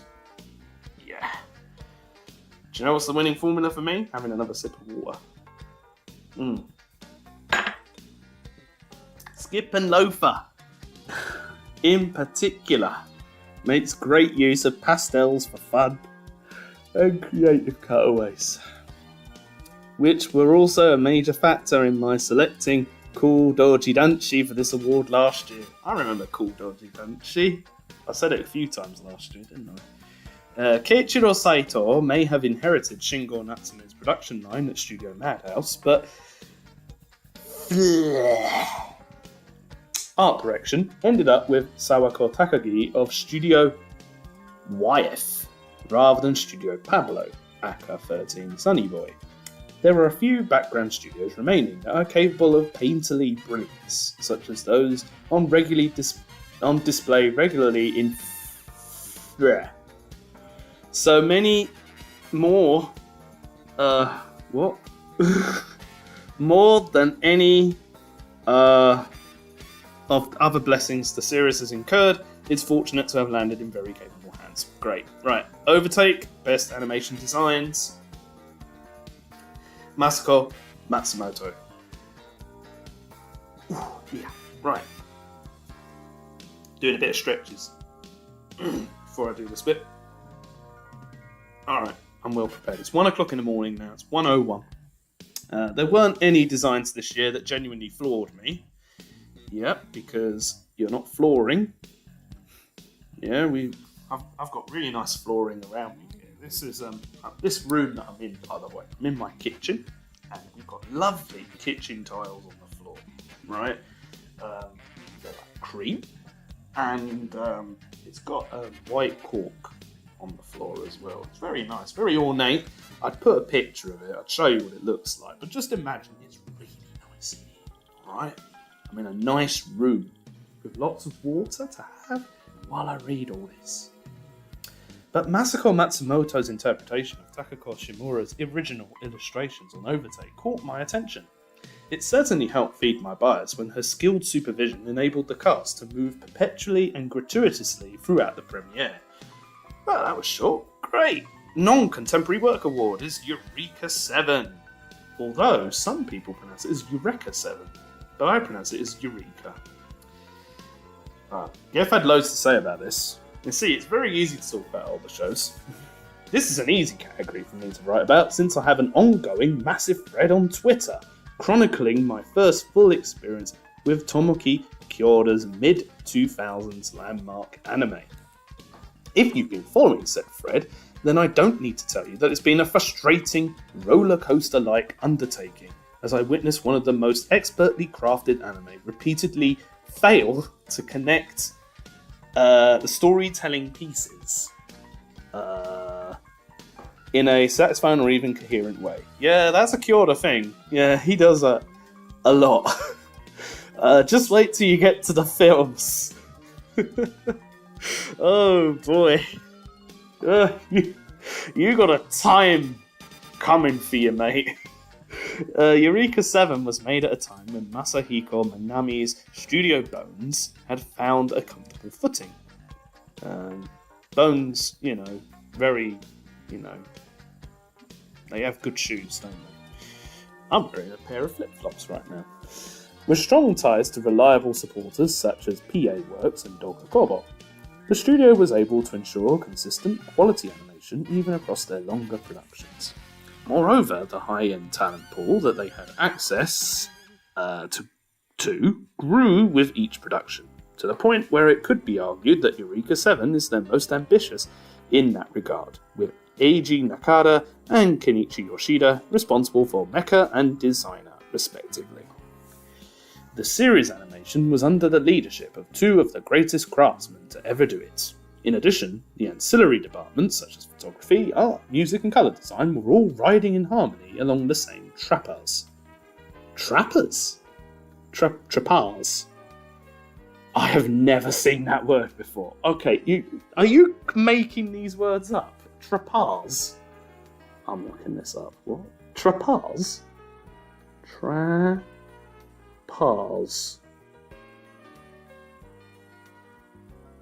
What is a trapar?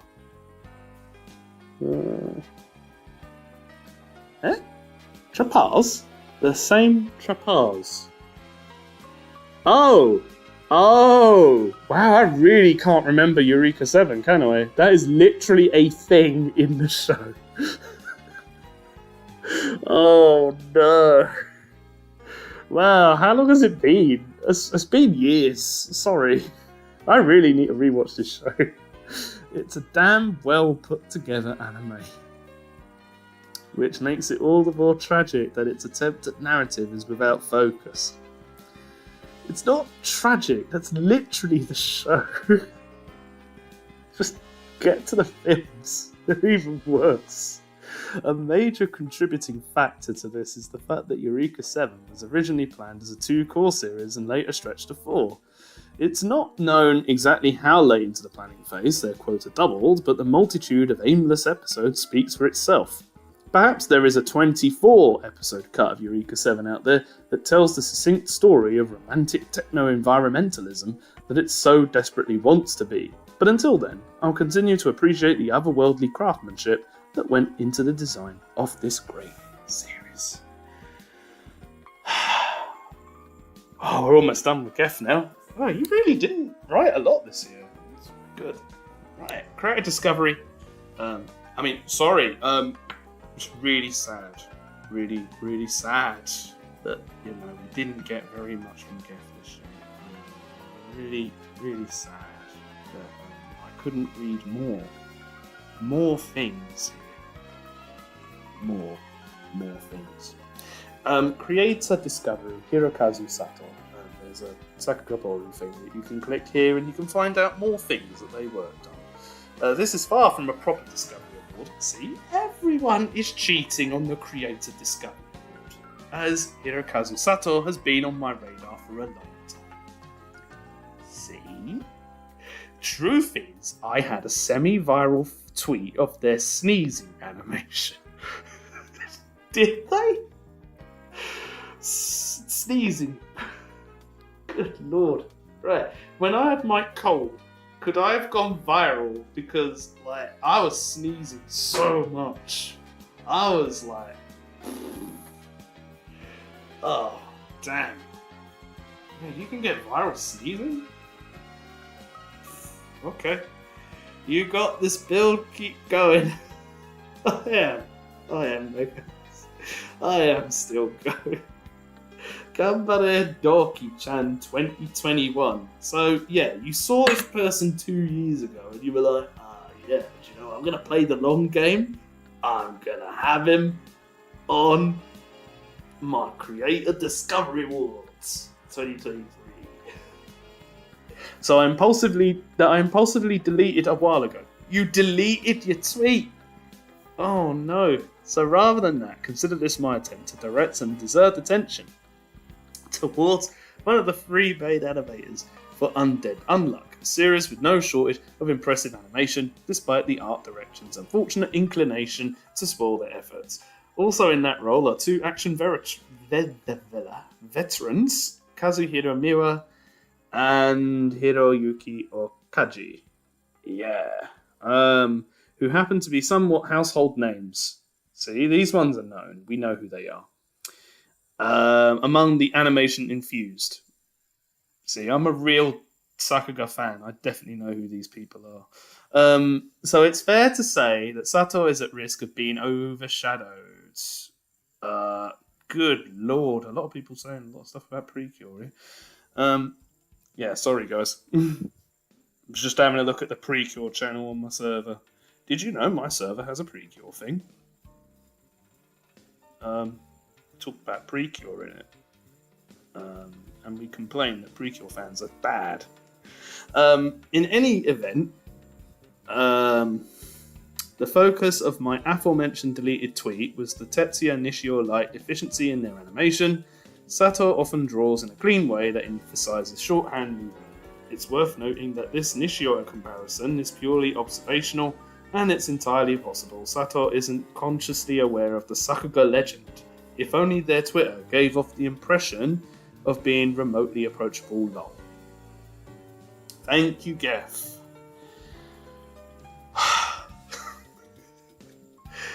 I'm near the end. I'm near the end. I'm on Leaf. I'm on Ken Yamamoto. Leaf, who is Canadian. Yeah. Oh my god. I'm finally near the end. Oh my god, I can't wait to get to the halfway point of the article because Kevin wrote like 9,000 words or something. Oh my god. Right, best episode. You decided to say 4. Is that 4 shows? 3 shows, sorry. Ken Yamamoto, by the way, let me talk about what and who they are. They're an animator, storyboarder, director, Aikatsu respecter, and a leaf from Canada. Yes, I know, Greg, more Canadians. Yeah, look, see this leaf? Canada.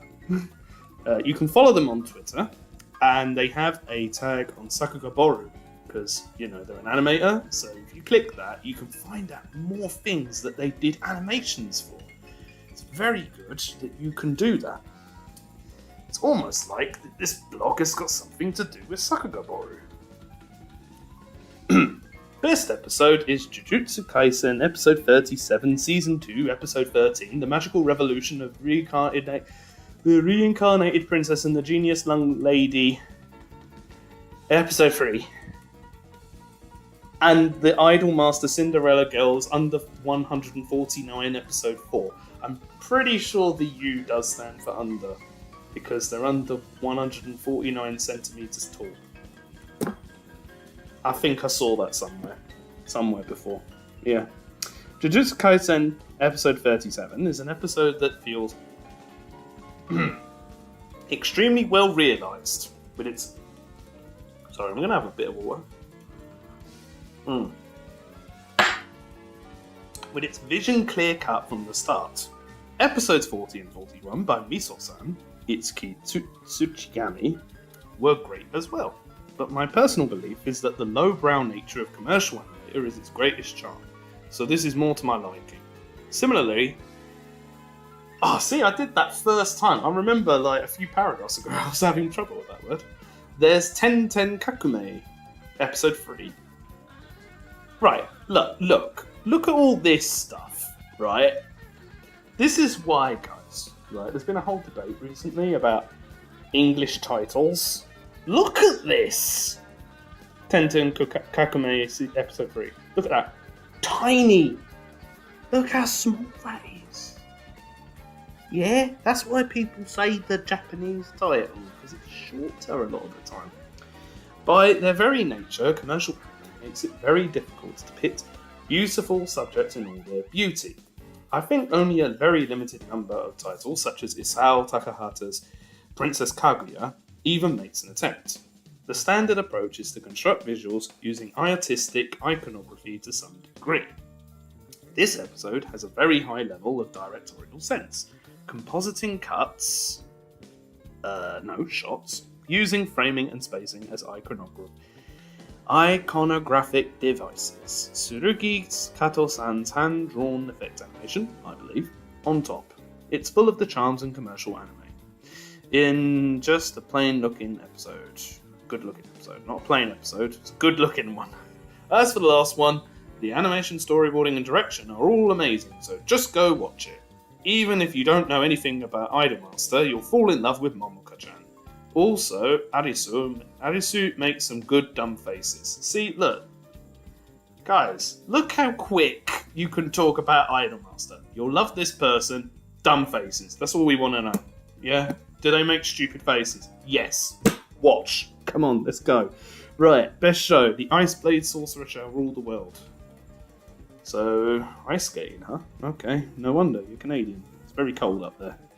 So good that every other commercial anime belongs in the past now. Yes. It's so good. Everything else is shit. Right, it's been burned into my memories as the greatest work of visual entertainment out of countless works. This is the first name that would come to mind when asked about the all-time best things I've seen in my life. This is amazing.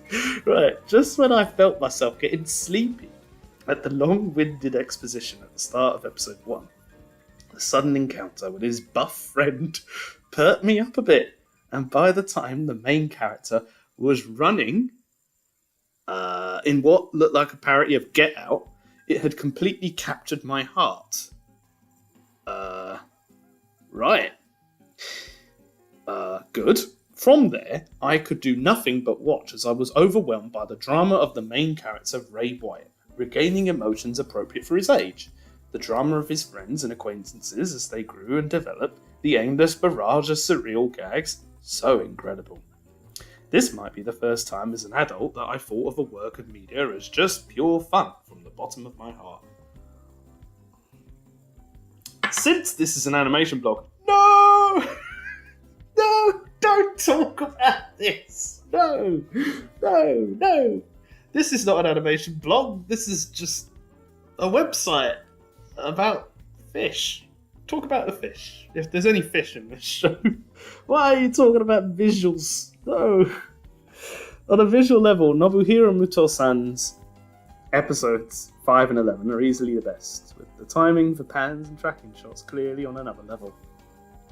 You also get to witness Tomomori Kogawa-san's animation director work.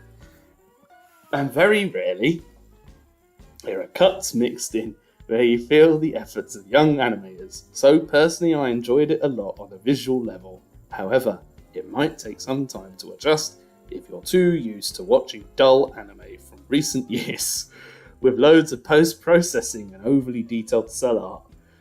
Dull anime. Everyone's dunking on recent anime. It's really funny. I can infer that most likely there were some unfortunate circumstances with the schedule or whatnot, but the episode directors must have done a pretty good job, because stuff like the timing of the drawings and emoting is all on point. It really is an incredible anime.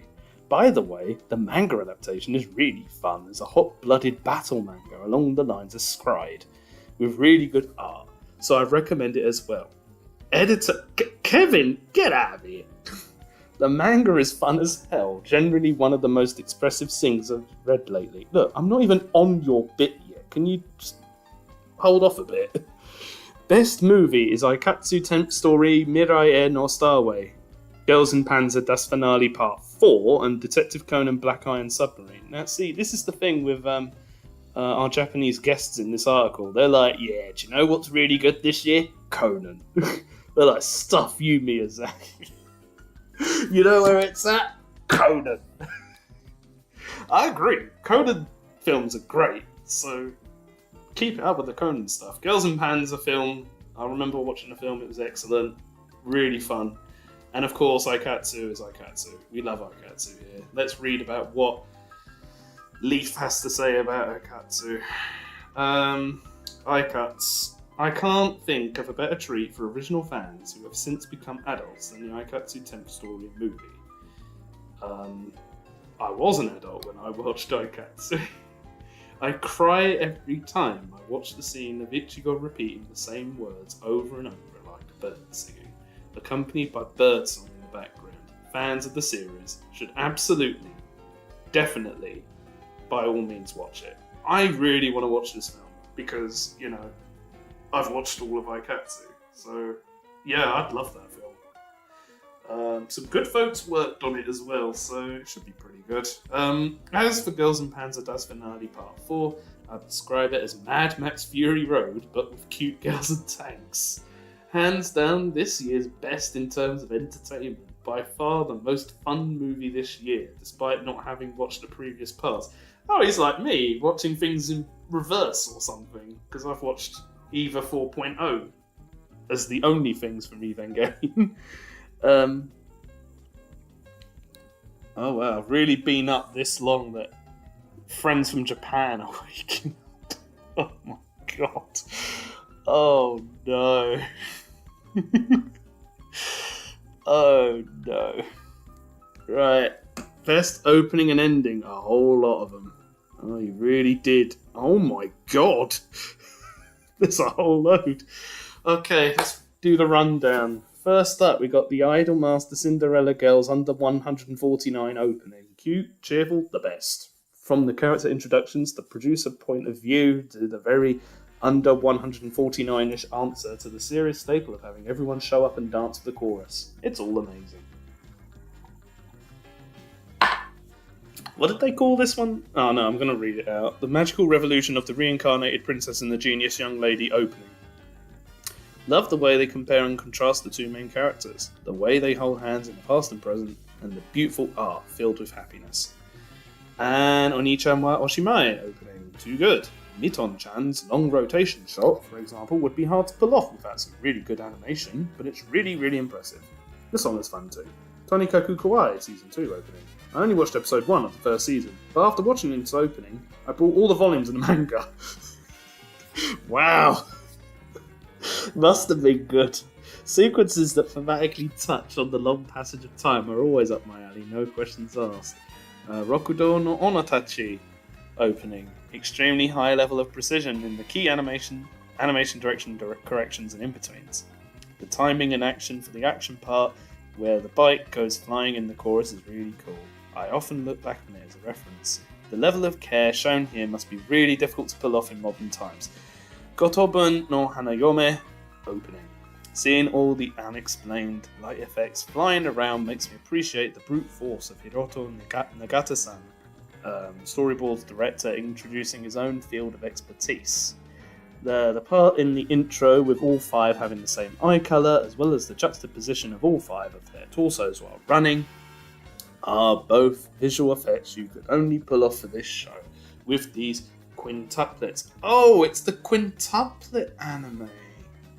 Oh, I didn't realise that.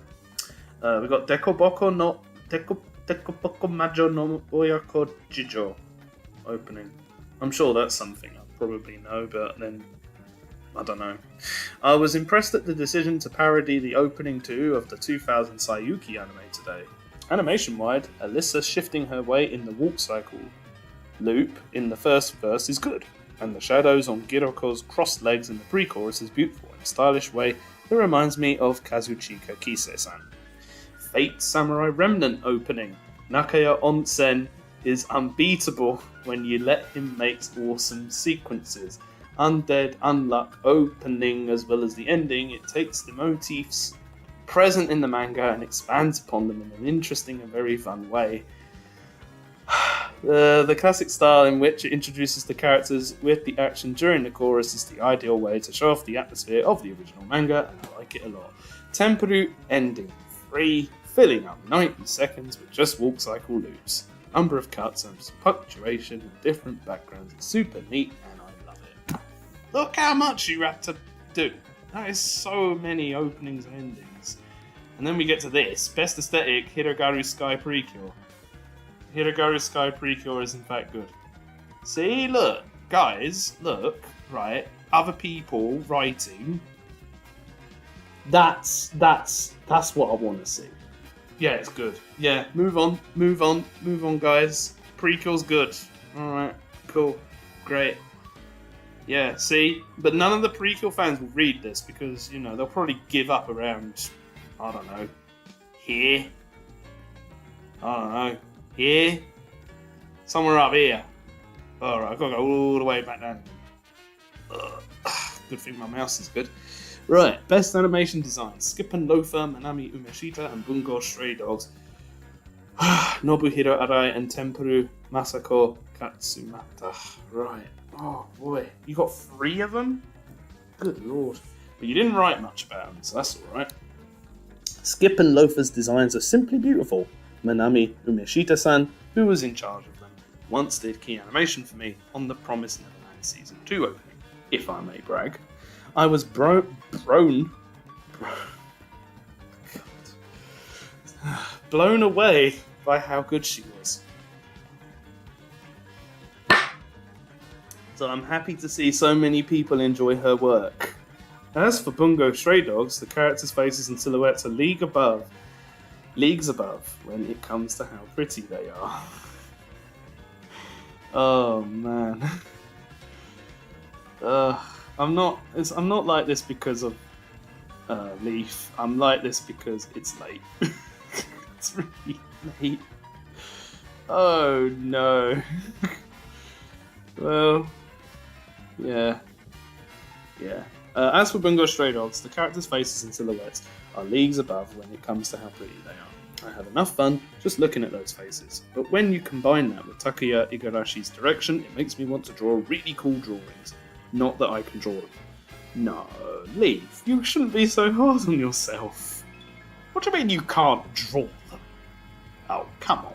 I'm sure you can draw them. You'll be fine. I'll be supporting you from over here. Yeah. Cheers to that. In the chat, voice your appreciation for Leaf. He's Canadian, so he can draw anything. Alright?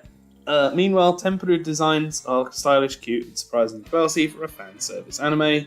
It felt weird being able to watch it with my mind at ease. Oh my god. Oh no, we got a non-contemporary work award and a creative discovery. And I see we're not actually at the end because there's another person down there. We'll get to them in a minute. Non-contemporary work award. We got Bakuso, Kyodai, Let's and Go, WGP. I've heard of this show. I can't remember what it is. Yeah, 90s, yeah.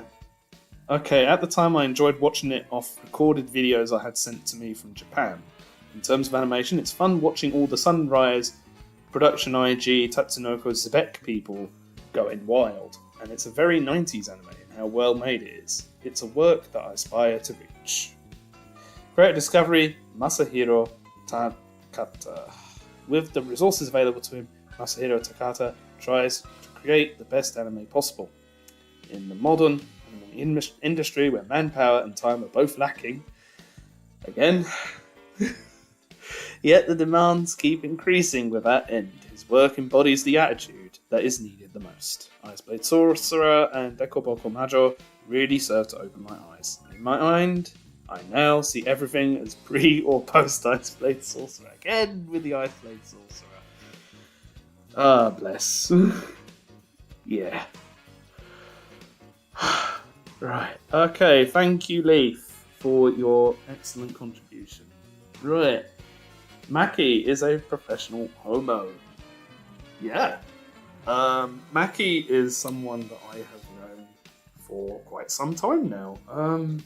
When did I first encounter Maki? I first encountered Maki all the way back in 2018. Right? So that's, what? How many years ago? 20, probably. Yeah, Maki is awesome.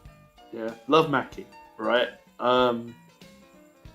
Very well known for being someone that likes Kyoani stuff. And actually, for a very long time, wasn't actually big on Kyoani. But then, all of a sudden, watched some Kyoani stuff. I can't remember what it was. It probably was UFO. And then, that was it. Changed everything. Oh, I finally get to you at 1:28 in the morning. We're almost there. Oh no. Oh no. By the way, you can follow Maki on Twitter. Do follow Maki. I think Maki would really appreciate that. And I would appreciate that too. Follow. Do it now. Alright? Right. So Maki actually said to me a few days ago, "You'll never guess what I talk about in my section." Let's talk about what Maki... let's read what Maki wrote.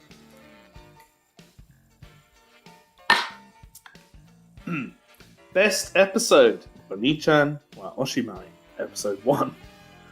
With a complex storyboard that took far longer than director Shingo Fuji anticipated, immediately drawing cries of panic from storyboard artists for the following episodes. As the only episode of the series to have character designer Ryo Imamura as Solo Sakan, Onimai episode 1 was a bombshell. There are so many things to highlight. Fuji's layouts, the fantastic opening sequence by Miton. No, I'm going to say Miton, not Mitten. Mitten is something you stick on your hands. Fukuro P, Kaori Imai, and Yuki Matsubara. And Nakai's dress-up portion, Miton's work on the lingerie scene, KU's comical acting, basically all of Imamura's corrections. It's all together under Fuji's directing. A knockout of a first episode, and one that perfectly draws the viewer into the rest of the series. My personal highlight will be Anne Nakai's sequence. I absolutely love the movement of the fabric and the cartoony comedy of Mihari's reaction, as well as small bits like how Mihari's hair gently blows up then settles as she quickly crouches down. There are some honourable mentions. Uma Musume Pretty Derby rode to the top episode 4 and Tengoku Daimakyo episode 8, and then Onimai again with episode 12. Best show of the year was Oni-chan wa Oshimai. I'm noticing a pattern here. Maybe it's all going to be Onimai all the way down. Let's find out. Really, the only choice for me. I love this show from start to finish, beyond simply being a collection of pieces made by all-stars, though it certainly was that.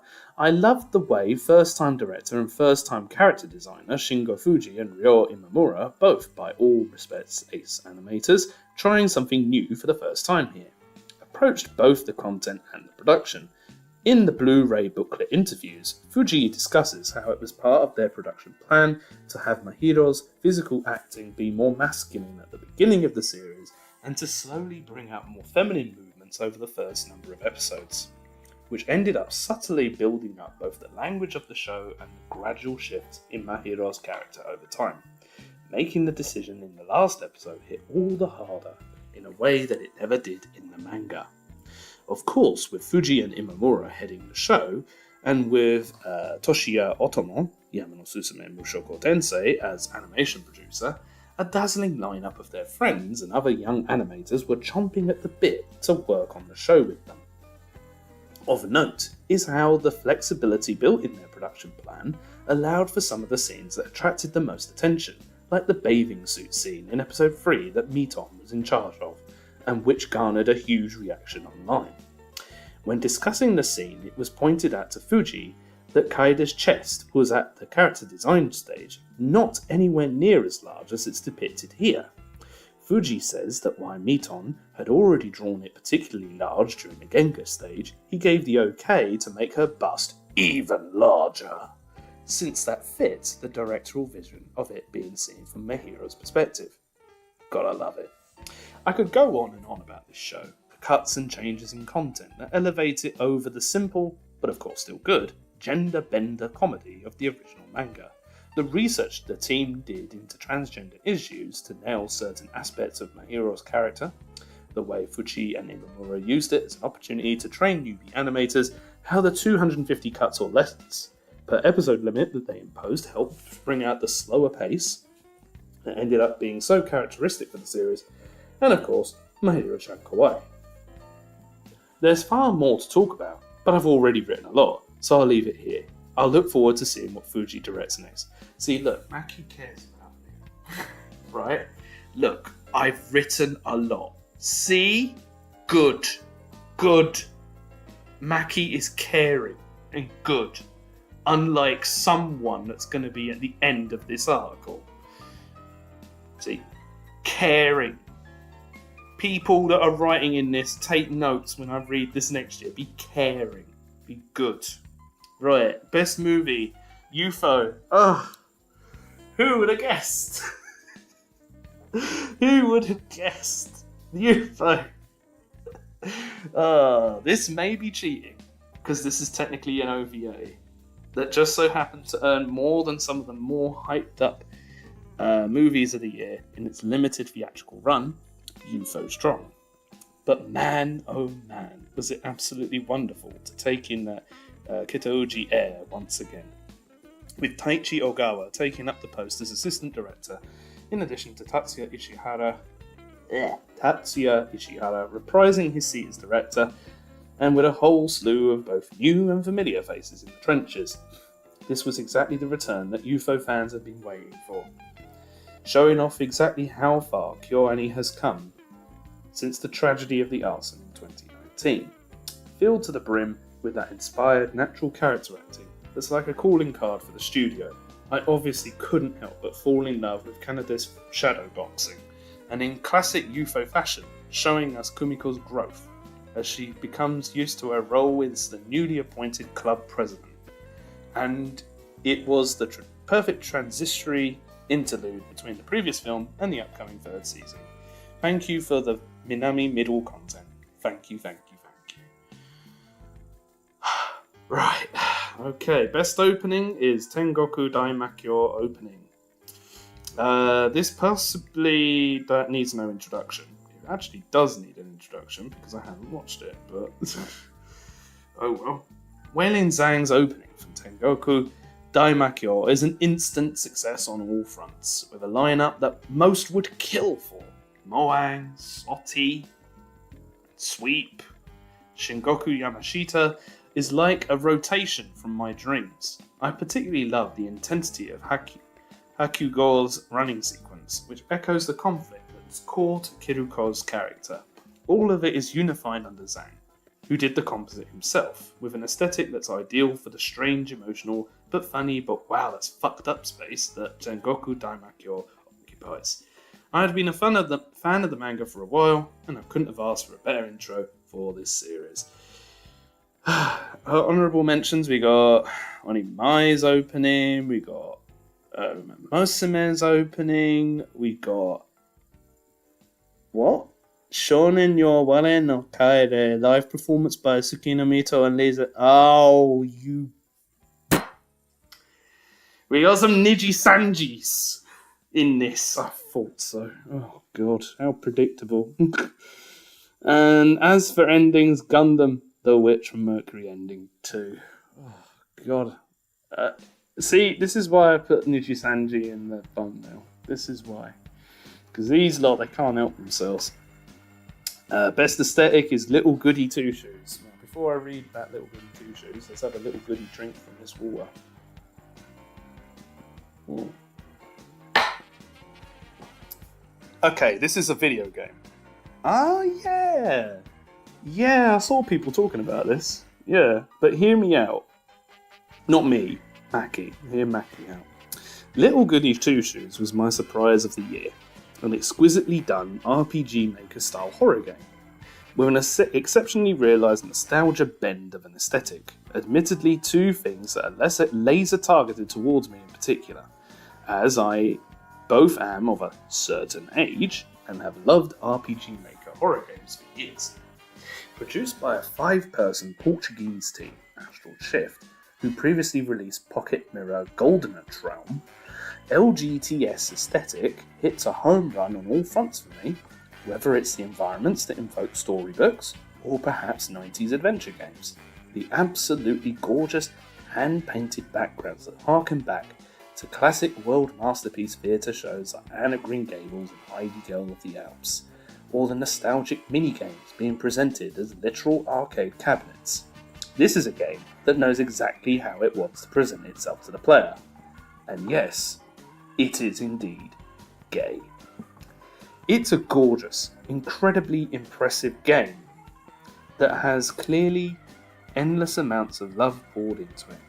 It borrows from classic anime in spades, but none of that ever feels heavy-handed or too close to what it's borrowing from, which is a testament to how seamlessly integrated the aesthetic is to its entire experience. I found myself constantly surprised and delighted as I found my way into new and entirely different environments or discovered new visual elements over my playtime. I haven't even touched the character designs or the opening movie, the latter of which was produced by Studio Nostaluk, whose 2021 Dua Lipa probably music video didn't do all that much for me personally, but whose work here I feel hits just the right notes. By the way, did I mention the character sprite work is excellent too?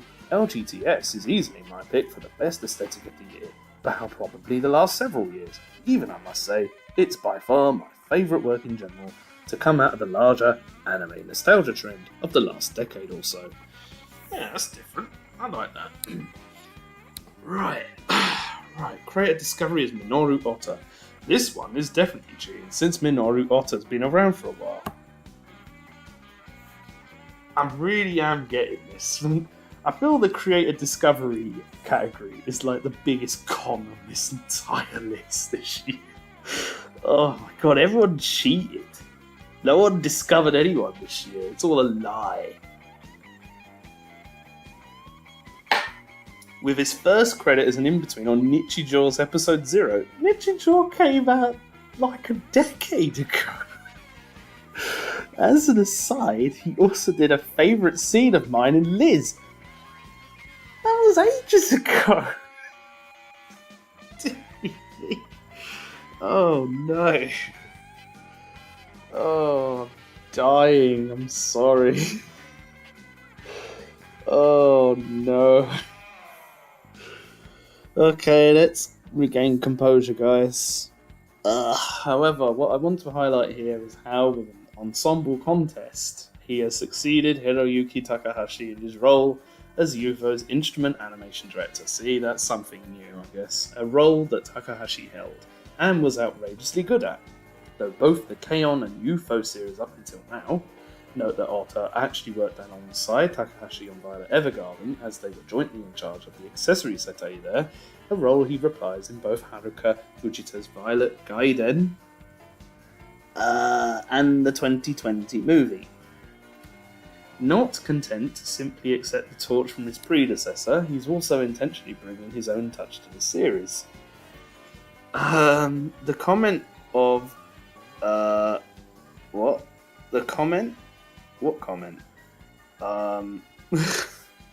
The comment of his from August shows how his approach might differ from Takahashi's technical precision for ensemble contest.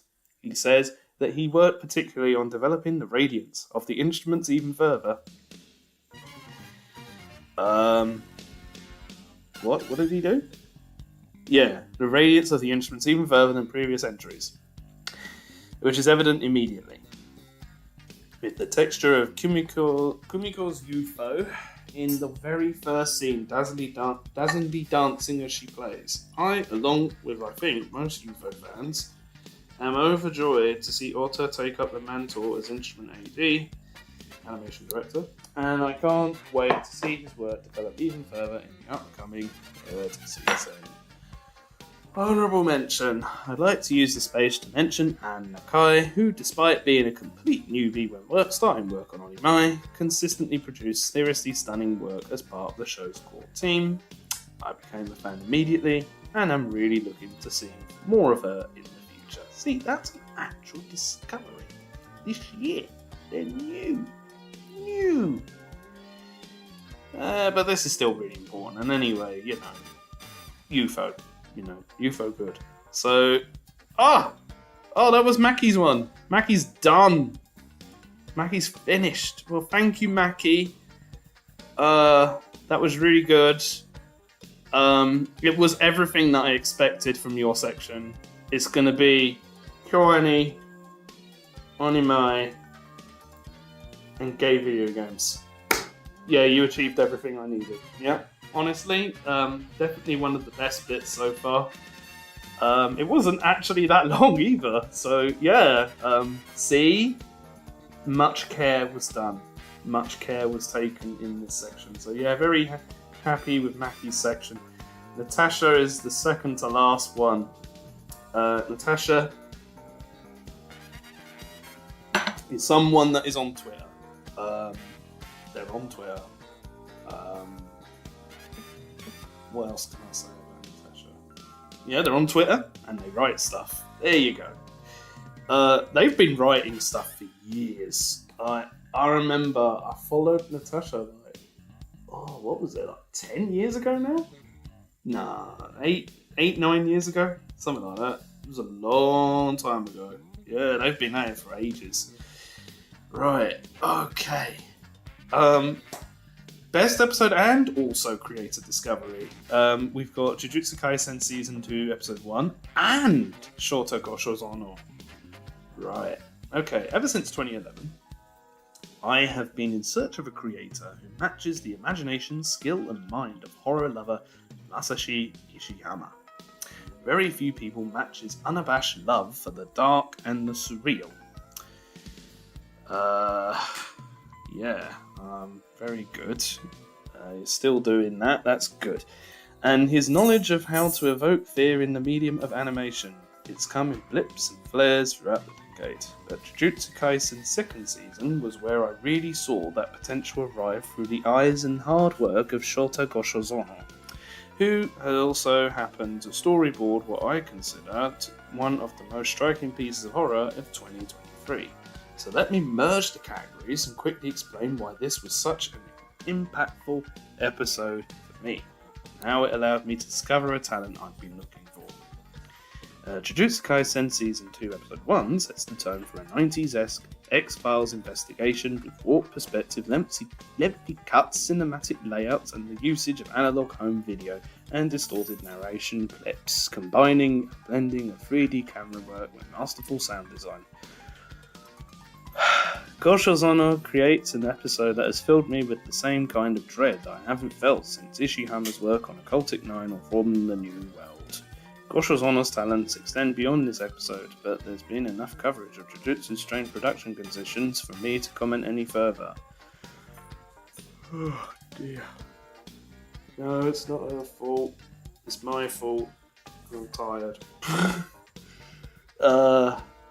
Well, this has been a wild ride. Pairing the mindset of efficient storyboarding against unmatched levels of rush sketching and demands with flashing, genuine auteur craftsmanship. At the end of this tunnel, though, I see a bright future for someone as talented and resourceful as Goshozono. I think Kevin was lying to me, because this feels longer than last year. Like, way longer. It feels like twice as long. Oh, man. Right. What time is it now? Oh god, it's almost 2. Right. Let's hope that this is near the end. It is near the end, but Kevin's next and he's written a load. Right, best show, Vinland Saga Season 2 and Pluto. It feels a little unfair to weight the lights of Vinland Saga and Pluto against other titles. They are built, after all, on the sinew, muscle and bones, skeleton time, pardon me, of what I personally consider to be two of the best mangaka of recent decades. But beyond the inherent excellence of the material, both shows do a solid job of briefly elevating their respective manga and cover themes that I've yet to see covered in recent anime.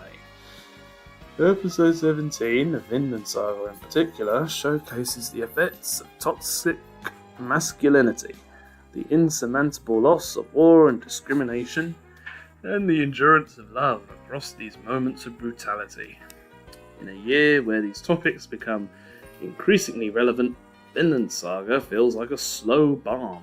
It eases that pain but doesn't cure it. On the contrary, it reminds me of why these topics are so critical to discuss in the first place. Pluto, for similar reasons, is here, with not so subtle references to the Iraq War and a discussion on the ever so fraught relationship between humanity and technology.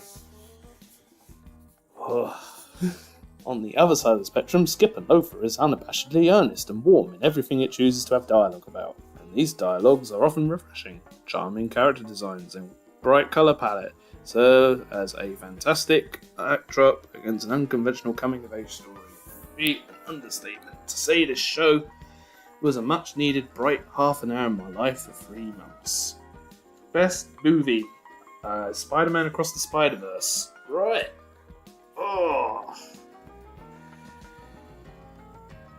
Spider-Verse. I only watched this recently. It's long. It's over 2 hours. It fails the Pompo test. So, yeah, it's really long. It's like 2 hours and 10. It is an awesome film. Very, very good. The only thing about it is it's a cliffhanger at the end and that sucks. So, yeah. Feels like it's starting something. The big crescendo is going to happen 2 years from now. Right, admittedly didn't get much of a chance to see many of this year's film darlings, namely Suzume and The Boy and the Heron, but somehow I also know that even if I had, the neon-streaked and dazzling Spider-Verse would remain glued to the back of my eyeballs. Into the Spider-Verse was already ambitious feat, putting animation and its connotation as a medium not just as a source of family-friendly adventures, but back on the map for the world. Across the Spider-Verse plants that reminder firmly into the ground, albeit not without severe consequences. Yeah. Severe consequences is putting it quite lightly. Every character comes with their own personality that's deeply embedded into distinctive animation styles, rules, and action. Then layer on the aspect of multiple worlds, all blended with references to art in reality. Blended with CG composite as much as real materials, Xerox machines, Indrajal, comics, screen tones, etc. What you get is a product of dazzling proportions and a story that utilises the often stale trope of the multiverse as an honest celebration of diversity. Perhaps the most memorable part of Spider-Verse personally was not just the movie, it was the culmination of hundreds of artists on Twitter showcasing their individual efforts to bring a scene to life, often during the time of the pandemic, when collaboration was hindered, if not impossible. Spider-Verse is possibly the year's most innovative achievement, and a reminder of not just the limitless potential animation has, but that of diverse creators bringing together their experiences and perspectives into a medium that can be bold as much as beautiful.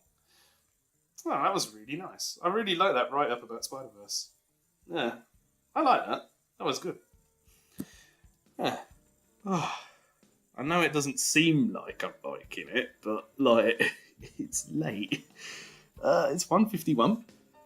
We're almost there. We're on best opening now, and already Natasha merged two categories together, so yeah, we're getting there, guys. We're getting there. Right. What now? Oh, another ping? Good lord. Right. This is long.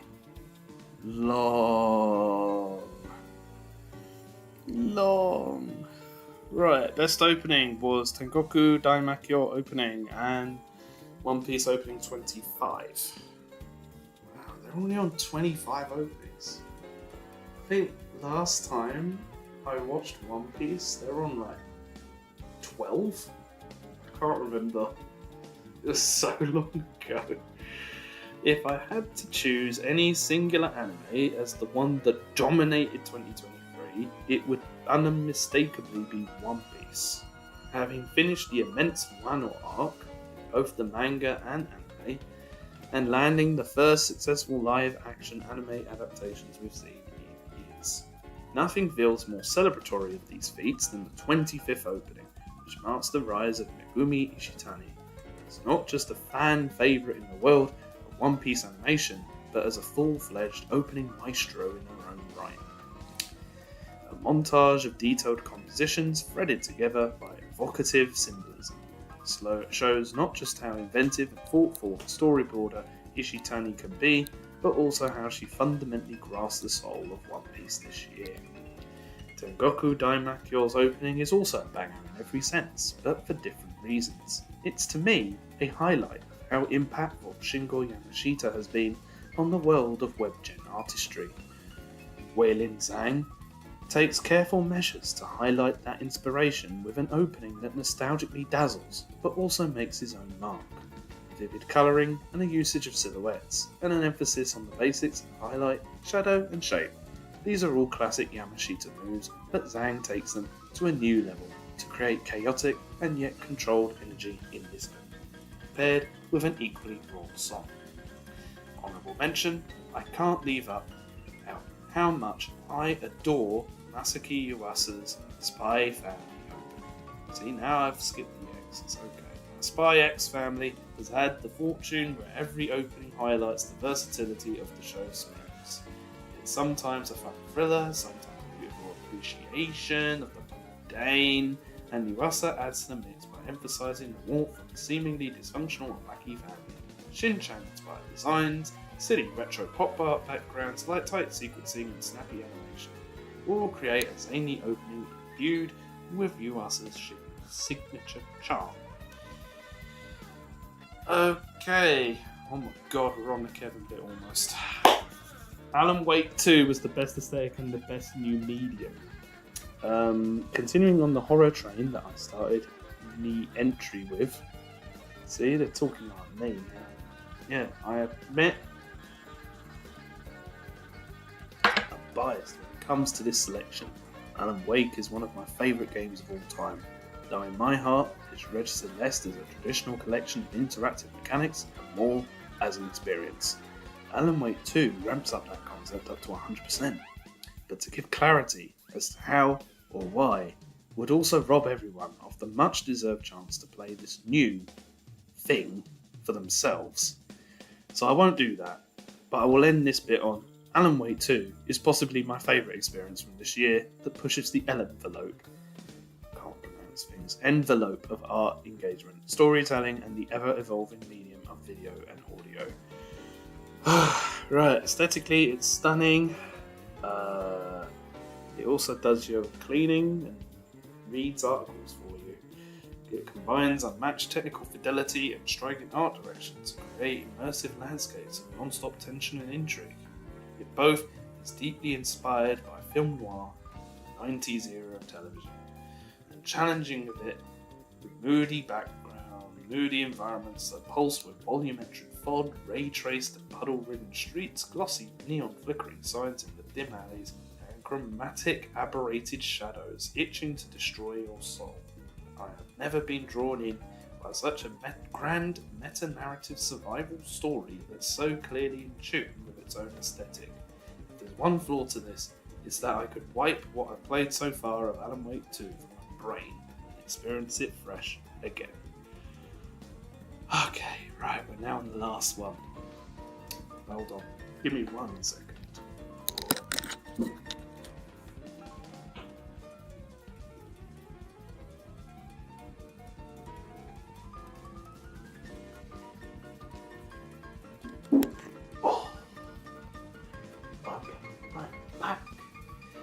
Just went to close the door. Right? So we're now on the last person, and the last person is the worst person. The last person is the worst person of all. Right? We're finally here. We're finally on the one who actually made this thing actually happen. It's Kevin. Yeah? This is Kevin. Well, this is Sumika from Muv-Luv, but also Kevin. What can I say about Kevin? You can follow Kevin on Twitter, although if you're watching this video, you probably already have followed Kevin on Twitter. So follow him on Blue Sky, because you probably don't follow Kevin on Blue Sky. Also, yeah, what can I say about Kevin? Kevin is a person that I have known for a long time now. They have written many, many, many articles that I very much appreciate. What else can I say about Kevin? What else? Kevin is from Catalonia, which is a place that is south of England, right? And it is a place that has a very good football team. It's called Barcelona. And they're not doing that hot in La Liga at the moment. It might be a bit disappointing. Yeah, it's not great for Barcelona at the moment. But you know, they're pretty cool. Yeah. What else can I say about Kevin? Kevin is the sort of person who, you know, has been around for ages. So I don't know why. I think he just exists to taunt me or something. I don't know. So we finally get to his part. Now, he's very proud of this, right? Because I think he got all these people together to drain my spirit. And now I finally reached it. finally almost at the summit of this terrifying mountain. I'm gonna bloody throttle him after this. Good lord. Right. So his description of himself is me. He did this last year. I suggest that he comes up with another joke for that. But then again, sometimes simple is best. Let's get to what Kevin thought was the best episode of the year. Now, because Kevin is a bit much, he doesn't just have one best episode. Oh no, he has 3. Because he has to write a lot more, so we had to think, what build? I need to, terrify him more. When it gets to my section, I wrote about 3 episodes. Right, I'm just wasting time now. Let's read it. So the best episode was Tengoku Daimakyo, episode 8. Kusuria no Hitorigoto, the Apothecary Diaries, episode 4. And the Idolmaster Cinderella Girls Under 149, episode 11. I think episode 11 was the one that Shoji Kawamori was on randomly. He just got randomly on it. But I think Kevin will mention that later. Let's do this. If there is any recipe to put together something likely to be remembered as the episode of the year, it would likely entail the overlap of significant narrative developments with memorable delivery. Not the only way to achieve success by any stretch, but arguably the most straightforward one. Multiple episodes of Tengoku Daimakyo hover around that continuum, with Kai Ikarashi and Tetsuya Takeuchi's episode 10 oozing charisma like no other episode this year, and several others landing genuine setting-shifting reveals alongside still impressive craftsmanship.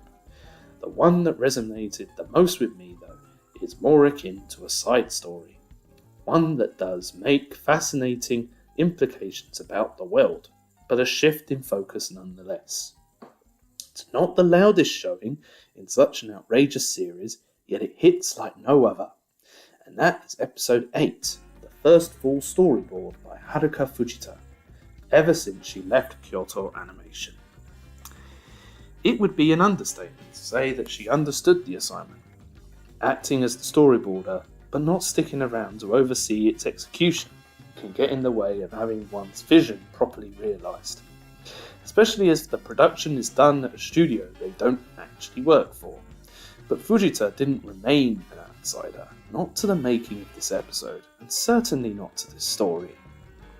She's left a simply ridiculous amount of notes for the staff who had to eventually bring her to life her boards. A genuine study of the characters across the entire series. Eventually bring to life her boards. A genuine study of the characters across the entire series. Explanations about the imagery that she herself had come up with to embody the recurring themes, and amusingly, even some notes expressing regret that she couldn't stick around to direct the episode. Oh my god, you really did write a lot. Bloody hell. The result is nothing short of stunning. The elegance we've come to expect from Fujita makes an entire episode about death feel ethereal, and yet still personable through her detail-oriented storyboarding. The episode is Tengoku Daimakyo at its most touching, and due to the show's structure and Fujita's gentle delivery, it's bound to age like fine wine. While other episodes made a stronger splash, because they're damn good, mind you, I feel like this is the one that will have the strongest legacy. It's given in my heart at the very least. If elegance is the name of my favourite episode of 2023, there is another one I'd like to put on this level. Or rather, there's one episode and an entire series. But I can show love to that show in the next category. Because you're a sadist and you want me to suffer. Truth to be told, I don't even have to say much about Kusuria episode 4 either. Mostly because I've already done so already. See? He's doing this on purpose. Right? He's already written about it, and now he's going to talk about it all over again. to make me read it all.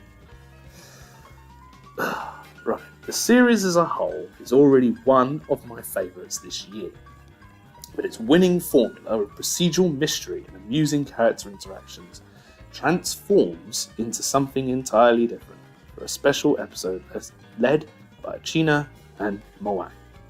It's funny as ever, but so much more deliberate in its framing, acted with precision rarely seen on TV, which allows it to convey details that normal episodes would have to speak out loud, or simply fail to convey. It's one of the most lavish episodes that you can treat yourself to this year, with thought put into every little motion, and yet it also stands out for its mindfulness of animation economy. For its ability to dance around limitations elegantly, it accidentally sparked a debate about shortcuts in animation around the industry. But I feel like debating works like this purely from an angle of concessions and shortcuts is giving too much credit to a quantitative, simply boring view of art. The choices of what should be drawn in detail have an aspect of guidance of the eye, in a broader way, austere beauty that is resonant before it is smart. This episode accomplishes all of this while retaining the intangibles to convey a story about love in a way that goes beyond all those specific material details. It's easy for this type of meticulous, detailed-oriented direction to veer into over-calculated and cold, something that can have its uses too, of course, but would have clashed both the tenderness and bursts of fury that we witnessed in this episode had Chinashi not kept everyone's emotions in the foreground. Outrageously good work, spearheaded by one of the greatest, still, young duos in anime. My final shout out. I knew it was coming, but you could have ended it there. Please, it felt so nice to just cut it dead there. But no, you had to. Oh my god, there's honourable mentions. I've just seen it. Right, okay, my final shout has to go to the Idol Master Cinderella Girls Under 149 episode 11, directed and storyboarded by Atsushi Kobayashi, who has also been doing brilliant work on the likes of Vinland Saga Season 3. Oh god, I'm going mad. I'm going so crazy. Oh no. But also, in an active conversation with the imagery that series director Manabu Okamoto already established in the first episode. In my experience with the Idol Master franchise at large, I never brought onto Arisu's character in the way others seemed to. And she finally clicked for me over the course of this episode. See, it wasn't me doing it wrong. But, to be perfectly honest, he's written 10 million words. If he makes one mistake, no big deal. Oh, God. Oh, man. They refused to embrace a cheap twist about her parents having loved her all along, and instead empathise with a child prone to misunderstand the situation, and eventually shatter her misconceptions about adults in a way that lifts a load from her shoulders. The way Sheng Men Chen's animation abstracted her feeling of alienation is one of the most stunning moments of the year, but it's also one that would only land in an episode that carefully depicts her psyche, and in a show that has set the foundations for that. Oh man. Right, honourable mentions. Basically every episode of Surine, the linking shot. Nobuyuki Takeuchi's surprising, but not entirely, solo episode 9 of Kawagoe Boys Sing. Hirofumi Okita building the best, most authentically crowded city of 2023 for Kubo-san, episode 11. Not for its own sake, but to contrast it to the world of two that the cute couple loses themselves in. Makoto Kato's most stunning episode to date, overtake episode 9, for making me have an excellent awful time that is cancelled out by just as uplifting of an ending. And while it's the greatest episode In the first arc, episode 5 in particular, I must shout out Jujutsu Kaisen Season 2's team for their work on episode 16. At a point in the production where the struggles they faced were tremendous, and even accounting for the prioritization of the episode, the degree of realization of Miso's vision is truly amazing. It's a sad context, but also one that emphasizes just how great of a feat they accomplished.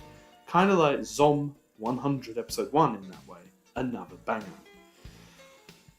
Right, we've only just done the first. Look at this! That's just the first section. Good lord. Right, best show. He's got 3. He's got 3 best shows. It's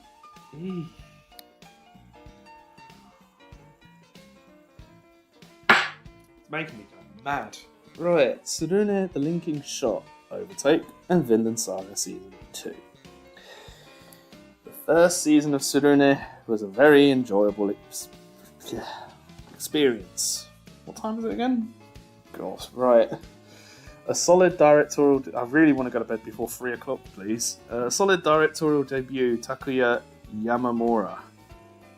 It was archetypical in its sports narrative beats, but applied to a contemplative activity like Kudo, which made for interesting contrast. At the end of the day, though, its simplicity made me assume that it had a certain ceiling, and that might have made me assume something similar about Yamamoto himself. The Linking Shot, to put it plainly, has pierced through those assumptions, because it's an archery anime, and that's what arrows do. Besides presenting a new group of rivals with compelling conflicts of their own, this second season manages to peel away the layers from pre-existing characters and reveal a degree of internal complexity that you could have guessed from their first adventures in archery. Their struggles, as well as those of the new rivals, tend to have shared trait of contrast. Sometimes, what are they doing again? What are they doing? They are doing the hokey cokey. Sometimes it's between social standings, a major theme across this series, and sometimes simply a clash in personalities.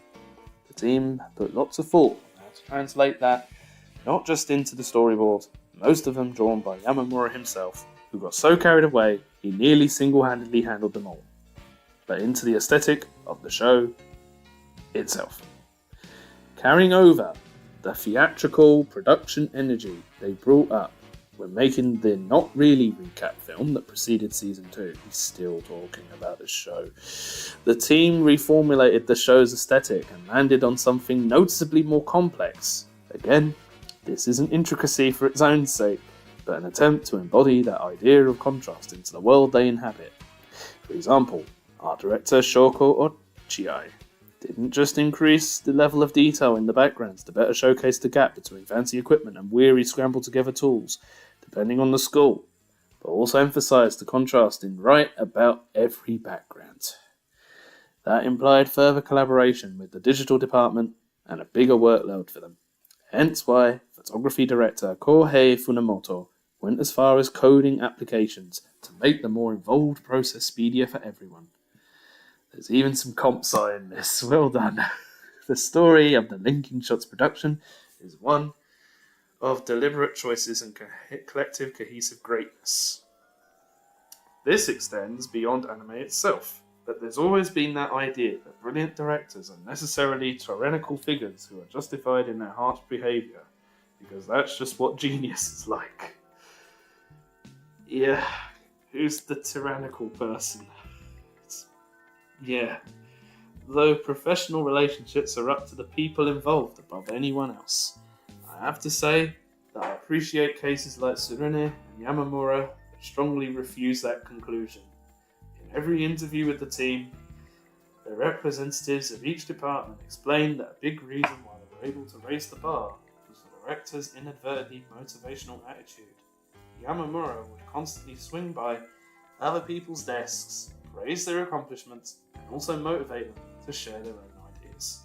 He would do so in a way they compared to a dog.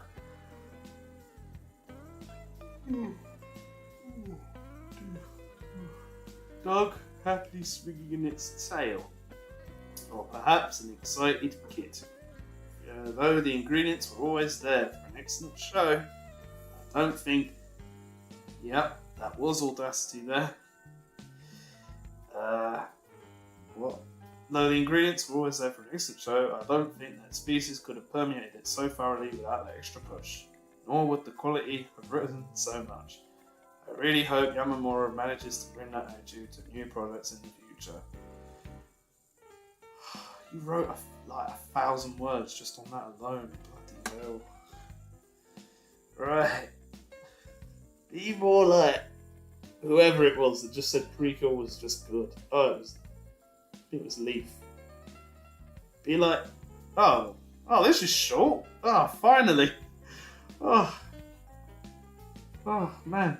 It's only been a few days since we published a lengthy write-up about Overtake, so I don't think I have it in me to reiterate why it's one of the best shows of the year.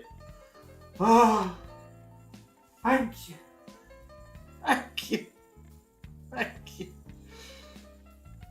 If you're interested in confident script writing that doesn't hold your hand as anime tends to clumsily do, and bold direction that underlines those subtleties, you should simply give it a try.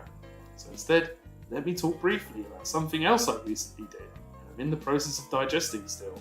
After dragging my feet for so long, I finally watched Vinland Saga, and I couldn't not give a nod to one of the best anime of the year. I'd initially stopped watching the first season after a couple of episodes, feeling some friction with the material I already loved, but I'm happy that a friend pushed me to watch this together. Good on that friend. Whoever you are, friend of Kevin, thank you for making this section slightly longer. Oh, yeah. But he would have found some other show to do this for. Let's just be real. Yes, 2 others in the honourable mentions.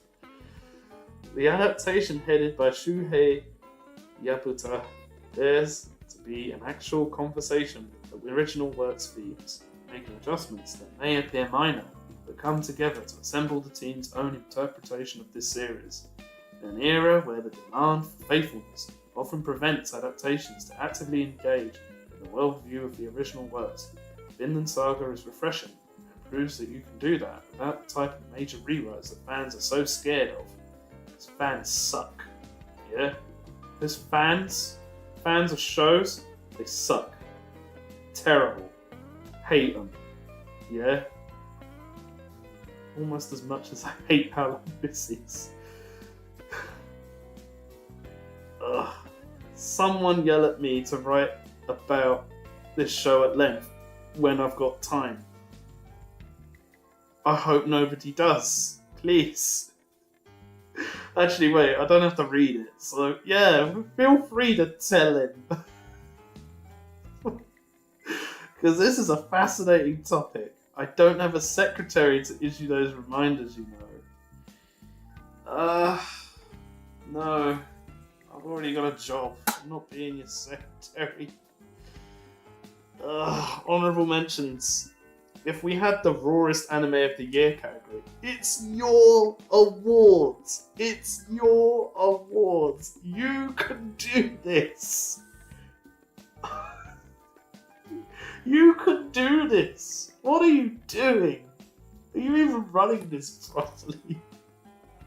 It would have gone to Uma Musume Road to the Top. Okay, so that won. Well done, Uma Musume Road to the Top, your rawest anime of the year. And maybe we should add it after all, since it's getting a spiritual successor bound to be even more aggressive in the next few months. See? Improvements for next year. Ugh, dear. Maybe too soon given the schedule, but that's a discussion for another day. See? He's got loads of article ideas. I've considered way too many episodes of the Idol Master Cinderella Girls Under 149 as potential favourites not to give it a nod as one of the best shows. Especially since it does stick the landing very nicely. A story about kids, and even brighter adults, submerged in an often cynical entertainment industry, still emerging with a positive outlook. Oh boy. At least he only has 2 films. At least he's only got 2 films to talk about. He's only got 2. Oh no. He's only got 2 films. Only 2 films. Oh. Okay. He talks about the boy and the heron first. But the thing is, he says it couldn't be any other way. My movie of 2023 is The Boy and the Heron, but he's also got the first slam dunk, so it's not really. It's just one of the movies of 2023. I've written at length about the movie, and now I will proceed to write even more. Oh no, oh god, there's a really good section coming up. I can already see that this will be my kind of section. But let's read this bit. From the angle of Miyazaki's often dreamlike, empowering physics, and how a movie that examines his own legacy feels weightier on a literal and figurative sense. I've read multiple write-ups approaching it from different directions and finding just as much depth to it, and can even into it the space to tackle it from many other angles. The Boy and the Heron feels like hanging out with a passionate friend over a drink, hearing a story that gets lost in one tangent after the other, but that keeps you engrossed through the vast knowledge and whimsical turns. Except in this situation, your friend also happens to be arguably the greatest director in anime history.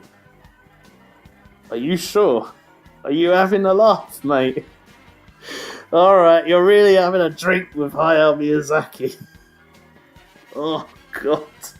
It's insane that this movie exists. So rather than trying to make sense out of its abnormal existence, let me instead praise the most entertaining movie I watched in 2023, while also ranting about the state of commercial anime through the state of the biggest studio in the industry. Oh, I've got all the energy for this. Let's drink the rest of this glass of water, because I am so ready for this.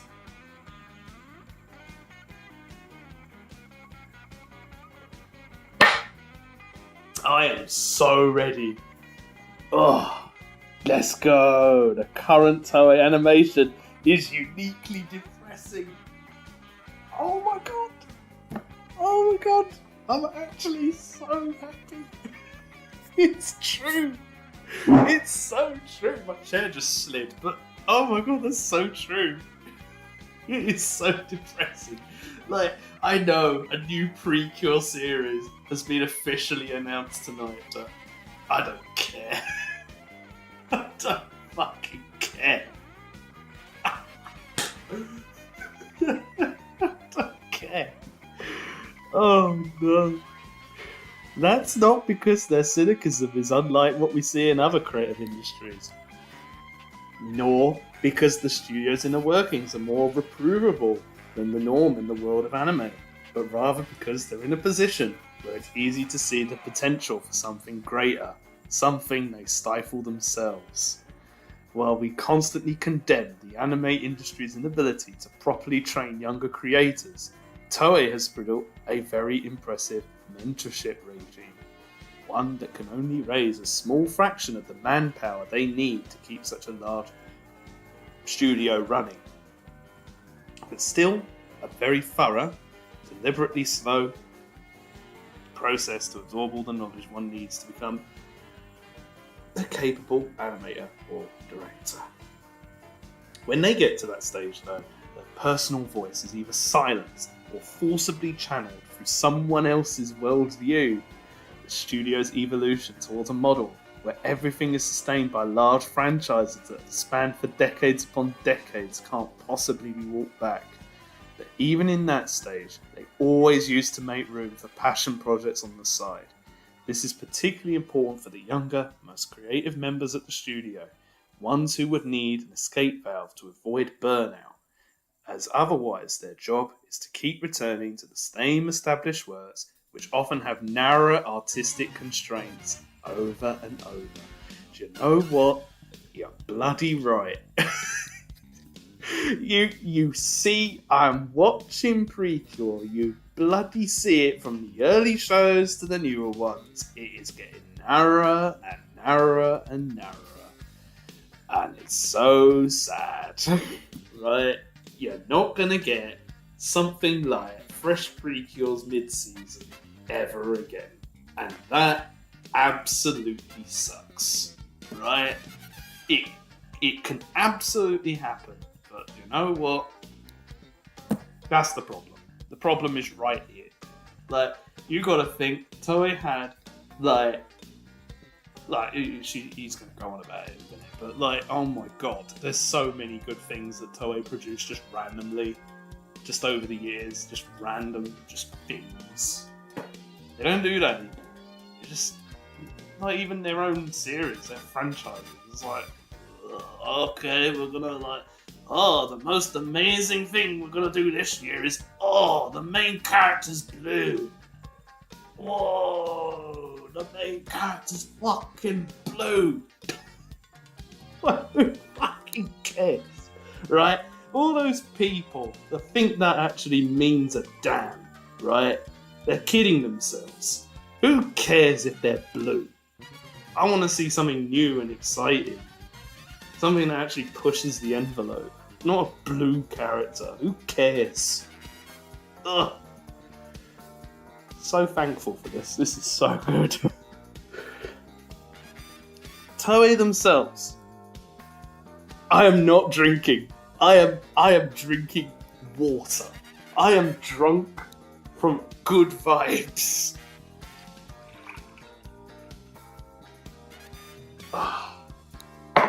I'm having water. I can take a picture of this after. I am taking a picture right now. I am taking a picture now. You can see the literal plain water that I am drinking. Oh man. Right. Okay. Toei themselves understand that, hence why this has traditionally happened, and why just a few years ago they announced a program for their younger staff to create original words.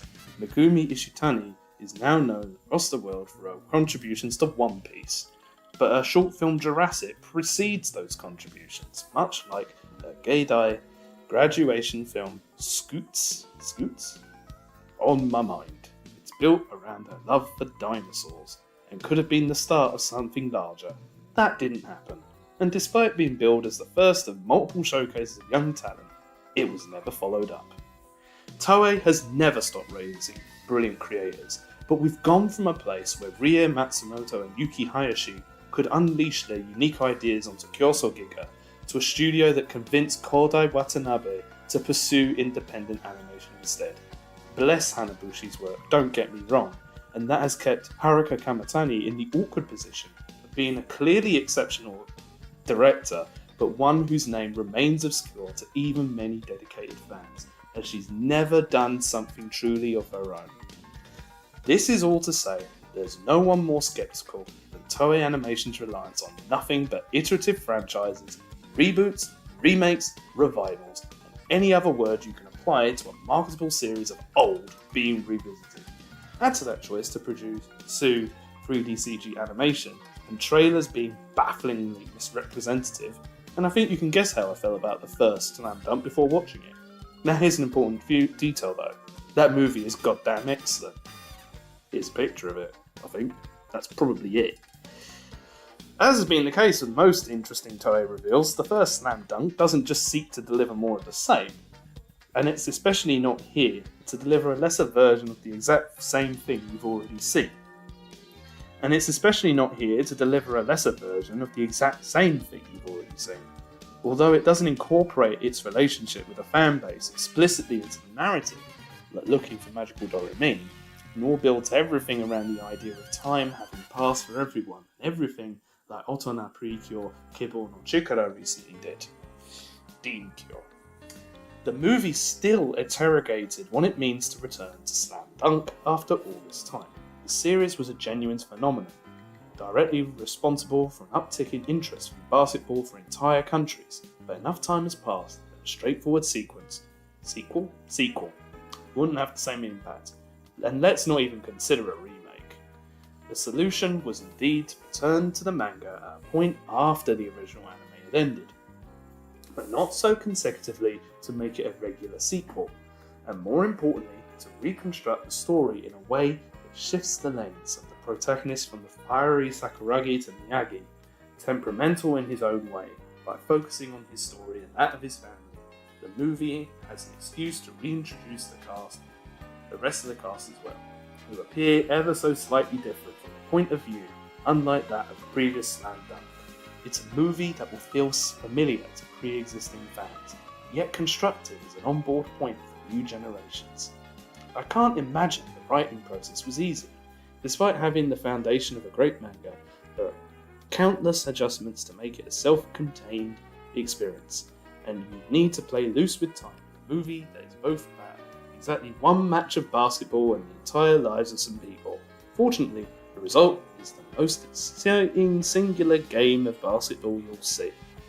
The first Slam Dunk is an event movie to me.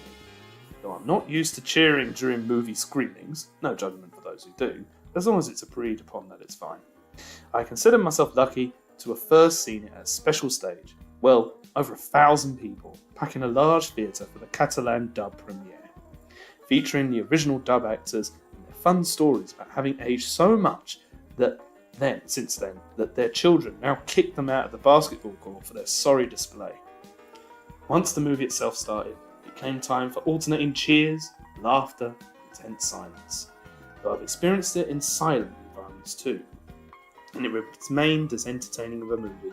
The collective ecstasy during the movie's cathartic end to the match felt like the right way to experience it. It's no wonder that it has been granted one of the longest screening runs in anime history.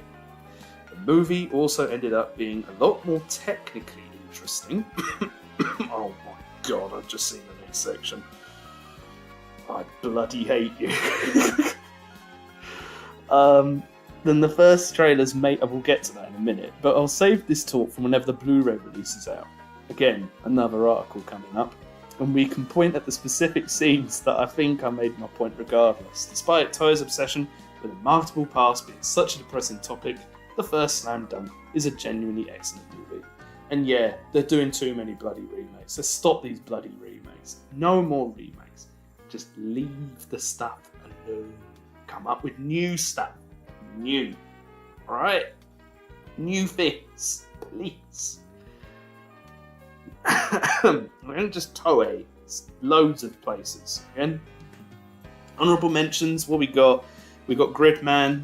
Universe is a beautiful culmination of not just this story, for now, but of the relationship between the franchise, its creators, and the fandom.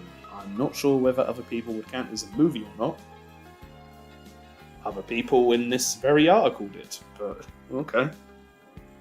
Oh wait, yeah, Maki said that the theatrical OVA. Oh my god, I am actually dying now. Oh my god, see? Oh, it's just seeing that next section that's making me die, right?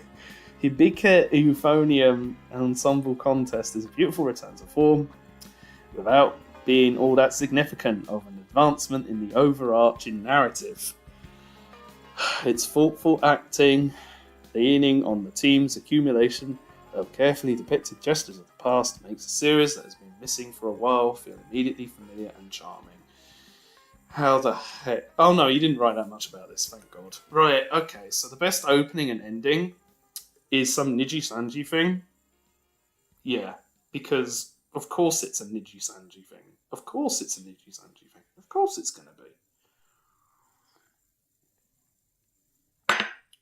Good lord. Right, okay. Shonen Yo Ware Nikaere live performance by Tsukino Mito and Lise Helesta at Niji Sanji 5th Anniversary Live Symphonia.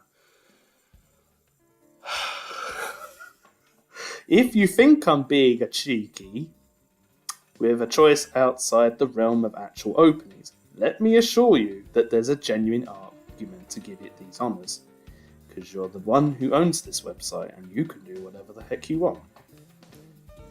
Many of these performances have traditionally been accompanied by intricate, fun visual effects recreations of iconic anime intros and outros. There's an interesting relationship with the performers themselves too, as they will often be involved in the creative pre-production. This is particularly true of Tsukino Mito, my one and only president, who is known for being very involved in all conceptual stages of the imagery, and essentially drawn anime-like storyboards for all sorts of creative endeavours. Even beyond the aspects that directly track to anime craft, there's some fascinating innovation going on in these events. The live augmented reality effect, now with more reciprocity. Oh my god. Right, with the projection of live comments, still feels like actual witchcraft to me. And its combination with actual props and traditional tricks like fog machines makes for an interesting blend. Plus, it's inherently funny to combine virtual people with real pyrotechnics. That specific performance is elegant with its imagery, and as impressive of a technological feat as the rest. But the truth is that it's here because it's one that made me scream the most. Especially as the two of them started dancing while singing. Is that enough reason to give it this award? The song is the second opening for Penguin Drum, so I say it is. Oh, I only just realised. Oh my god, I completely forgot that was the second opening for Penguin Drum. Oh. Well, it is late, so can you give me a break? So I say it is. If you don't like it, make your own list. Okay, fine. My favourite regular opening is Megumi Ishitani literally going full circle with her One Piece opening, flexing her composition skills while toying with that visual motif. Best... hold on, what? No. That says best opening ending, and then you got best ending. No, you're cheating. This is cheating. This is cheating. This is bloody cheating. Why are you doing this, man? Oh dear. My happy marriage is the best ending, even though there was already a best ending category. Shiori Tani is the type of artist you can tell holds a masterpiece within herself before the opportunity to unleash it actually comes. Their contributions to other people's visions at Studio Kinema Citrus are already great in their own right. My happy marriage is no exception. But the real glimpse of her potential wasn't so much in the actual episodes, but the ending sequence, one she redesigned the series for, co-animating it alongside Ayaka Tsuji. As if shedding its skin, the series is distilled into a beautiful sequence that elegantly hits the same notes. While I do enjoy the show a lot, this is the type of ending that makes you wish for this separate interpretation of the story. The real wish, though, is something else. Tani to be granted the canvas she deserves. Tsuji too, for that matter. The honourable mention is the second Gundam The Witch from Mercury ending. It's a beautiful mix of well-known external influences with the show's own visual language of commercial artists with more alternative sequences. It slaps. Also, Attack on Titan, the final season, final chapter, ending. Good, excellent, love it. Right, at least that was quick. Right, best aesthetic. We're almost there, guys. I think it's this section, and then there's one more, and then we're bloody done. Bloody done after that. I will have been doing this for almost 4 hours, right? We're almost there. We're almost there, chat. We're almost there. The best aesthetic is... I'll give up with this bloody word. Right. Beyond Journey's End and Skip and Loafer. This year, I've gravitated towards aesthetics that play an active role in the storytelling, meaning something more involved than the inherent power that they always have over the feeling of any given work. I could easily highlight Tsurune, the linking shot, for reasons I've already exposed before. But instead, let me shout out 2 shows I've also written about at length, but definitely deserve that honor. Goes without saying that one of those is an anime that is as beautiful as it is thoughtfully conceived. No, I'm not reading it properly. I've done it like this all the time. From the very beginning. I am not pronouncing it properly. I am not doing that. I know that's how you actually do it. Probably. But, like, I'm not doing that. Please. No. I'm just gonna muff it up for the rest of it. Please. Right, so Fleur is an anime that is as beautiful as it is thought to be conceived.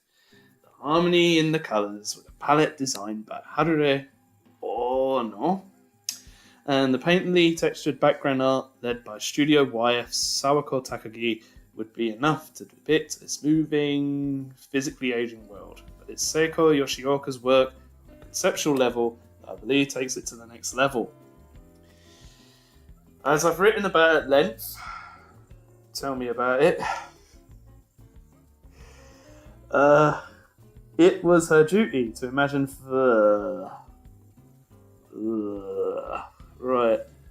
setting beyond its original boundaries. What are the fauna and flora like in every corner, and how do they evolve day to day, season to season, year to year?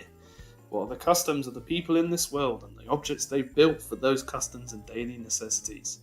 How does their faith physically manifest? In essentially every episode of the show, there's a detail answering these questions that was added through her extensive design work and collaboration with series director Keiichiro Saito. Together, they've arrived at a breathtaking, noticeably lived-in world which perfectly embodies themes. Although the ways in which it enriches the narrative experience aren't so easy to pinpoint, I also think Skip and Loafer's aesthetic excellence is as important as any other aspect to its storytelling. Series director Kotomi Dai has earned a reputation for his exceptional eye for colour, and here she reunites with colour designer Yuko Kobari for perhaps their best work yet. The ability to interpret the tones implied by the source material makes the series come across visually as gentle as it's written. And when it comes to more precise shifts in colour for the sake of a narrative point, the whole team responds properly. Skip and Loafer is a beautiful adaptation in a way that feels natural and effortless. And yet when you compare it to so many other shows out there, it's clear that what they've achieved isn't something you can take for granted. Right. Oh no, actually, it's not one more section. There's actually more than that, because if there's animation designs, then that means there's two sections. It's this and another one. Oh boy. Right, honourable mentions. I may not condone the apocalypse, but if it were to happen, can we arrange it so Yuji Kaneko oversees its art direction? It's 2:45. His work on Tengoku Daimakyo is but a reminder that if you want a beautiful wrecked city with overgrown vegetation, he's the person to look out for. Also, in a less visible way and from a different angle, Nekotomi Chao weighs the aesthetic bar for the Oshinoko anime with her colour scripts and direction, which very often coincide with the most poignant moments in the show. While the series on the whole isn't up to my taste when it comes to art direction and colours in the way that all the previously mentioned ones are, Nekotomi's sense is always the home run for me. Oh, this section ain't that long. We're alright. We're okay. We're alright. Kevin, throw me a bone here. Bloody hell. Okay. Whenever designs really speak to artists, you can notice a spike in fan art. Oh, by the way, this is on Nichan wa Oshimae by Ryo Imamura, who's the character designer on this show. Oh boy. Whenever designs really speak to artists, you can notice a spike in fan art that doesn't merely track to the overall popularity of the title. When specific stylistic traits of animation designs enamor the audience in that way, then you see them carry over into all sorts of drawings. Aspiring animators, other folks in the industry, and regular fan artists will start applying them not just to drawings celebrating that title, but even personal art as well. In the same way, though all sorts of people embrace Kerorira's geometrical shapes, stark profiles, and even his painting tendency after the bocce madness, I noticed quite a few artists being fully on board with the traits Yamamoto chose for Onima's designs, like the short dyed lines to give volume in an organic way. Also, kinda cute. Honourable mention, there's no Oshi no Ko without oh no, there's more sections, it's still going. Right, this is no hyperbole. The project quite literally owes its existence to her push to adapt it, and the entire production rested on the shoulders of one of the fastest and more impactful chief animation directors you'll find in the animation industry. Beyond just how much work she did, though, is arguably a more important fact of what she accomplished. For Oshinoko's very special first episode to land, and the following ones to live up to it, the performers in the story needed to be overflowing with visual charisma, something inherent to Kape's design work and intricate art. Also, she made anime kinda cuter, which successfully widens the gap that makes her a funny, pitiful existence. Thanks, Megax. I'm almost there. Almost there. We got Conan now. The non-contemporary work award is Detective Conan. I know someone that watched the whole thing last year. Caught up with it. Oh. Was it as big of an ask as reading this article out loud? This year? Ah, yes. Right, so this year we started collectively rewatching a bunch of older titles in the Discord server for Sakugabowl patrons. Now, I've been... Yeah, so I haven't...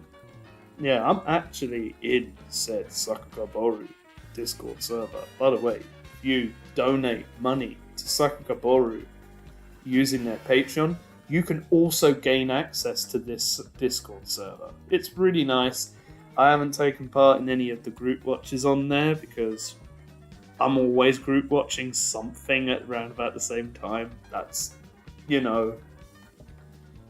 nature of having done group watches constantly since 2017. Just how it is. These range from genuine classics to somewhat more modern, but perhaps not fully appreciated titles. So in other words, if my server, we have great value watch similar to this. It's been a blast to revisit Yokohama Kaidashi Kiko, Alien 9, Tenemonia Voyagers, Read or Die, Mahou Sukai Tai, Saint Young Men, and Yushiki, and whatever else I may be forgetting. These were chosen by our supporters, but in the least shocking twist possible, this democracy is a bit of a farce. These options are curated from favourites of mine, so I haven't been surprised by their greatness. If I were to highlight the non-current work of animation that stuck with me the most in 2023, then I'd have to instead ask this question. Anyone else enjoy watching something right before going to sleep, eventually allowing it to become background noise as they pass out for the day? Yeah, it's called this article. I need to go to bed after this. Anytime you see someone asking a question in that format, the question is going to be, of course you jackass, you just described a common occurrence. I don't think I'm particularly unique in choosing Detective Conan for that purpose. It has built up a ridiculously large backlog. Yep. Its format leans itself nicely to it, and it just so happens to be one of the most popular series in the goddamn planet. Although Conan being enjoyable is not exactly surprising to me, since I've been watching it since I was a child. I'd been ignoring the TV show for long enough to think there'd be a good idea to rewatch the entire thing. However episodes a day I'd stay awake for, let me tell you, it has been a great idea. Oh my god, we're almost done. Oh yeah, we're almost there. Bit more to go. Conan isn't only good, it's also the type of franchises that's lasted long enough to face changes in technology, distribution and culture. So you get to experience how creators react to those. It's writing, having had to adapt the mysteries to a world where everyone has cell phones, to all sorts of visual changes due to the evolution of anime's craft, the switch to 4.3 to 16.9 and a more granular evolution to embrace digital elements have forced this team to adapt their ways of expression.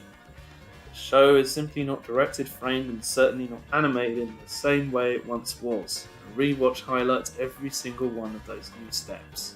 Mind you, sometimes those are arguably missteps, but the series finds ways to recover and reform an identity that remains appealing despite the limitations of an endless production. Even as someone who naturally gravitates towards cell and rounder, more stylized design work, like the one in the early stages of the show, I find the sharper line work with heavy line weight variation of modern Conan to be an interesting way to capture the appeal of Gosho Aoyama's artwork. I even find that many original cases in the series, everyone goofier than the previous, to be pretty entertaining. Conan is just fun, y'all. Probably the best batting average when it comes to OPED song selection for a long run or two. On the creative discovery bit, we got I hope I get this right. We got Jion Jinkyu. We got their Boru tag here. We got Danny Cho. Have a look at it there. And the fact that Morio Asaka still kicks ass and other fun directors at Yamada-kun level 999. It was Greg saying it was good earlier. Good lord. Ugh. We're almost there, guys. When it comes to the sheer surprise factor of encountering a creator, oh god, I can't even pronounce easy words now, creator whose work you were completely unprepared for. A couple of animators from very different fields have particularly stood out to me this year. I always keep an eye to Gaidai animation students, as it's undoubtedly Japan's leading program when it comes to mentoring alternative artists, and so this year I've once again encountered multiple individuals with resonant work that boldly steps into places that commercial animation forbids, because commercial animation is shit. Well, it's not shit entirely, but like, you know, you get the idea. And out of them all, it was Jion Jinkyu's The House of Loss, produced by the legendary Koji Yamamoto, that left me the most speechless. Obviously not, because you kept writing about it. Immersive, deeply uncomfortable, capable of giving a physical dimension to the feeling of alienation, and again, embody the potential only independent words hold. I only remembered to breathe back after it was over, and it still took me an extra few seconds to be able to do it normally. Ha. Within the commercial... It keeps going! Within the commercial animation space, my best discovery came attached to a realization. Oh, do tell. Studio Dogakobo may employ some sort of dark magic. See, Kevin needs to watch Kirby, and then he'll know how good Dogakobo was, because you will spot a Dogakobo episode from a mile away. Really obvious. Back in their Sakuga heyday, the students' exuberant character animation made a lot of sense. They did excellent scouting beyond the regular premises of the industry at a time when that wasn't so common. They quickly built a reputation for their bouncy, cute animation that attracted like-minded artists. In many ways, those days are long gone. As is normal in this wonderful industry. Right, where are we? Key individuals behind that scouting process, such as everyone's beloved Shota Umehara, have left Dogakobo and are now getting people from Discord servers. Their brand has shifted from their original position. Oh, I'm blowing my nose. Oh, you'll have to excuse me. Oh. See, even my nose is malfunctioning from all this writing. Are you happy now? You happy? I hope not. I hope you're not. So bad. Their brand has shifted. I'll read this bit. The studio is stuck in an overproduction cycle that never helps. So exactly how do they manage to keep raising one exceptional character animator after the other, at a rate that is far above industry standards? Black magic, I'm telling you. Within that character-centric paradigm, Danny Cho burst into the scene with a stronger dash of fantasy, still with a knack for acting, but mixing in effects-heavy abstraction to make those potent emotions into something larger than life. His role in Oshi no Ko simply makes no sense for a newbie, who normally would have no place in animating so many pivotal scenes. But if there's one thing that remains from Dogokoble's golden age, it's that if a youngster shows you promise, you let them swing with all their strength. Really looking forward to what he can accomplish in future, because his potential appears to be tremendous. Oh my god. Oh my god. Oh my god. I'm almost there. Oh my god. Right. The sweetest supply of the year has been the realization that a historically significant director hasn't lost his touch. Morio Osaka is an all-time great and the director of some of my favourite shows of all time, but I've rather been rather critical of the way his modern output has gradually slid into the inelegant reliance on genre markers, be it due to the gaming theme or whatever other reason. His approach to My Love Story with Yamada-kun at level 999 has felt incredibly fresh in contrast to preceding works, making it into one of my favourite shows this year. His layered style, allowed for playful delivery, encouraging other directors to do the same. Koji Sawai is a big veteran, but the framework Osaka built enabled his most inspired storyboards to date. Watching a creator whose best days you thought were behind rise back to their peak, encouraging others to do the same, is a feeling like no other. Honourable mention, you, the reader, for surviving another year and another endlessly long awards presentation. Let's fucking go! We did it! We did it! Ah! Fucking hell! I did it! I bloody did it! I bloody got to the end! Support us on Patreon, you bloody better! To help us reach our new goal to sustain the animation archive at Sakugabowl, Sakuga Video on YouTube, as well as this Sakuga blog. Thanks to everyone who's helped out so far. Oh my god. I'm going to refresh the article. There might be more comments. I'm going to just quickly go and have a look. There's still only 5 comments, so I'm going to just scroll down. What are the comments? Let's have a look.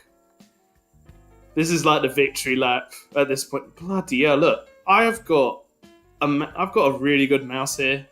This thing is fast. Look how long it took for me to get down here. Right, there are the 5 comments. Wrestling said 3 days ago, we can say it, Happy New Sakuga Year. Iketsu said their list. Yeah, they had a list. I didn't watch as much stuff this year, but I love the ones I saw more than usual. I'll check out some of everyone's recommendations. So thank you as usual. Yamamoto MVP every year. Very pleased at the number of Skip and Loafer mentions. Best to ever do it. Now, do you know who's the best that ever did it? Me. Bloody me. I'm the best. I am the best. Do you know why? Because no other person in their right mind would sit here in their kitchen for over 4 hours. It is 2:59 right now. Right? I have been at this for 4.25 hours. 4.25. 4 hours, 15 minutes. Oh. You know what? I know how it feels now. I know what Blue Scooty. I'm not sure if anyone knows Blue Scooty, but that is the kid that beat Tetris, reached the kill screen for the first time. I know what a big achievement feels. I bloody did it. Wow. You know what he's going to do? Next year he's going to make it longer. He's absolutely going to make it longer. He's going to make it even worse next year. He's going to be like, oh, you know how I could have written about this thing, even though I already wrote an article about it? Well, I could write more. Like, even more. I could keep going. Wow. I don't even think he's still around at the moment. I don't even think he knows how long it's taken me. But, oh.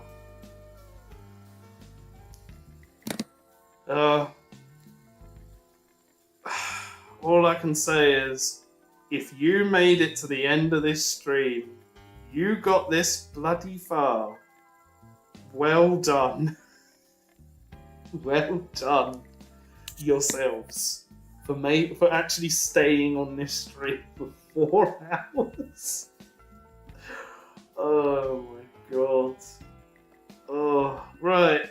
Now, before I go to bed, right, because it's late, it's 3 o'clock.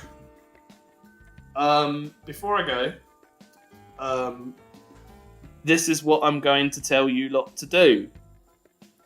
Yeah, there's a big button that says support on Patreon on the page. And you can see on here, you can give them money. Yeah? You can do that. You can give them money. Yeah? Now, I think it's a really good idea to give this lot money. Actual money. I give them money. Doesn't say that I give money. But I give money. Yeah? It's really good that you give money. Also, that's the chat. It's just an empty box for you lot, but hey. Also, I hope nobody saw anything there. But yeah, I do give them money. It doesn't show up because I'm not logged on. But yeah. They need the money. They only get £1,000 a month, which, you know, I think they definitely deserve a lot more than that. So if you got a little bit of money, a bit of spare change, I know it's a black bar, please do give them something. Oh, there we go. What happened there? Oh, my browser was like, oh, why are you still here? Why are you still doing this? Oh, yeah, so, yeah, do give them money. You can even join that lovely Discord server that they have. Also, while you're at it, you can join my Discord server, because my Discord server is really good, and you should probably join that, because it's good, and I love my Discord server very much. And I love the people in it very much as well. Trying my best to make it a lovely place for everybody. But wow. So that was the Sakugabowl. That was the Sakugabowl. I finally read it all. I don't have to do that for another year. So thanks, Kevin. Thanks everyone else who wrote on the article. Apologies for all the mispronunciations. Apologies if I made any silly jokes that were a bit much.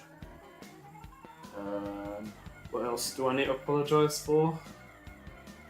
I need to apologise for a lot. Oh, that random rant I had. People thought I was drunk. Yeah, I'm not drunk. I was drinking water the entire time, and the peppermint tea at the beginning. Right? But, yeah, thank you everyone who wrote on the article. You are very good. Thank you all for watching.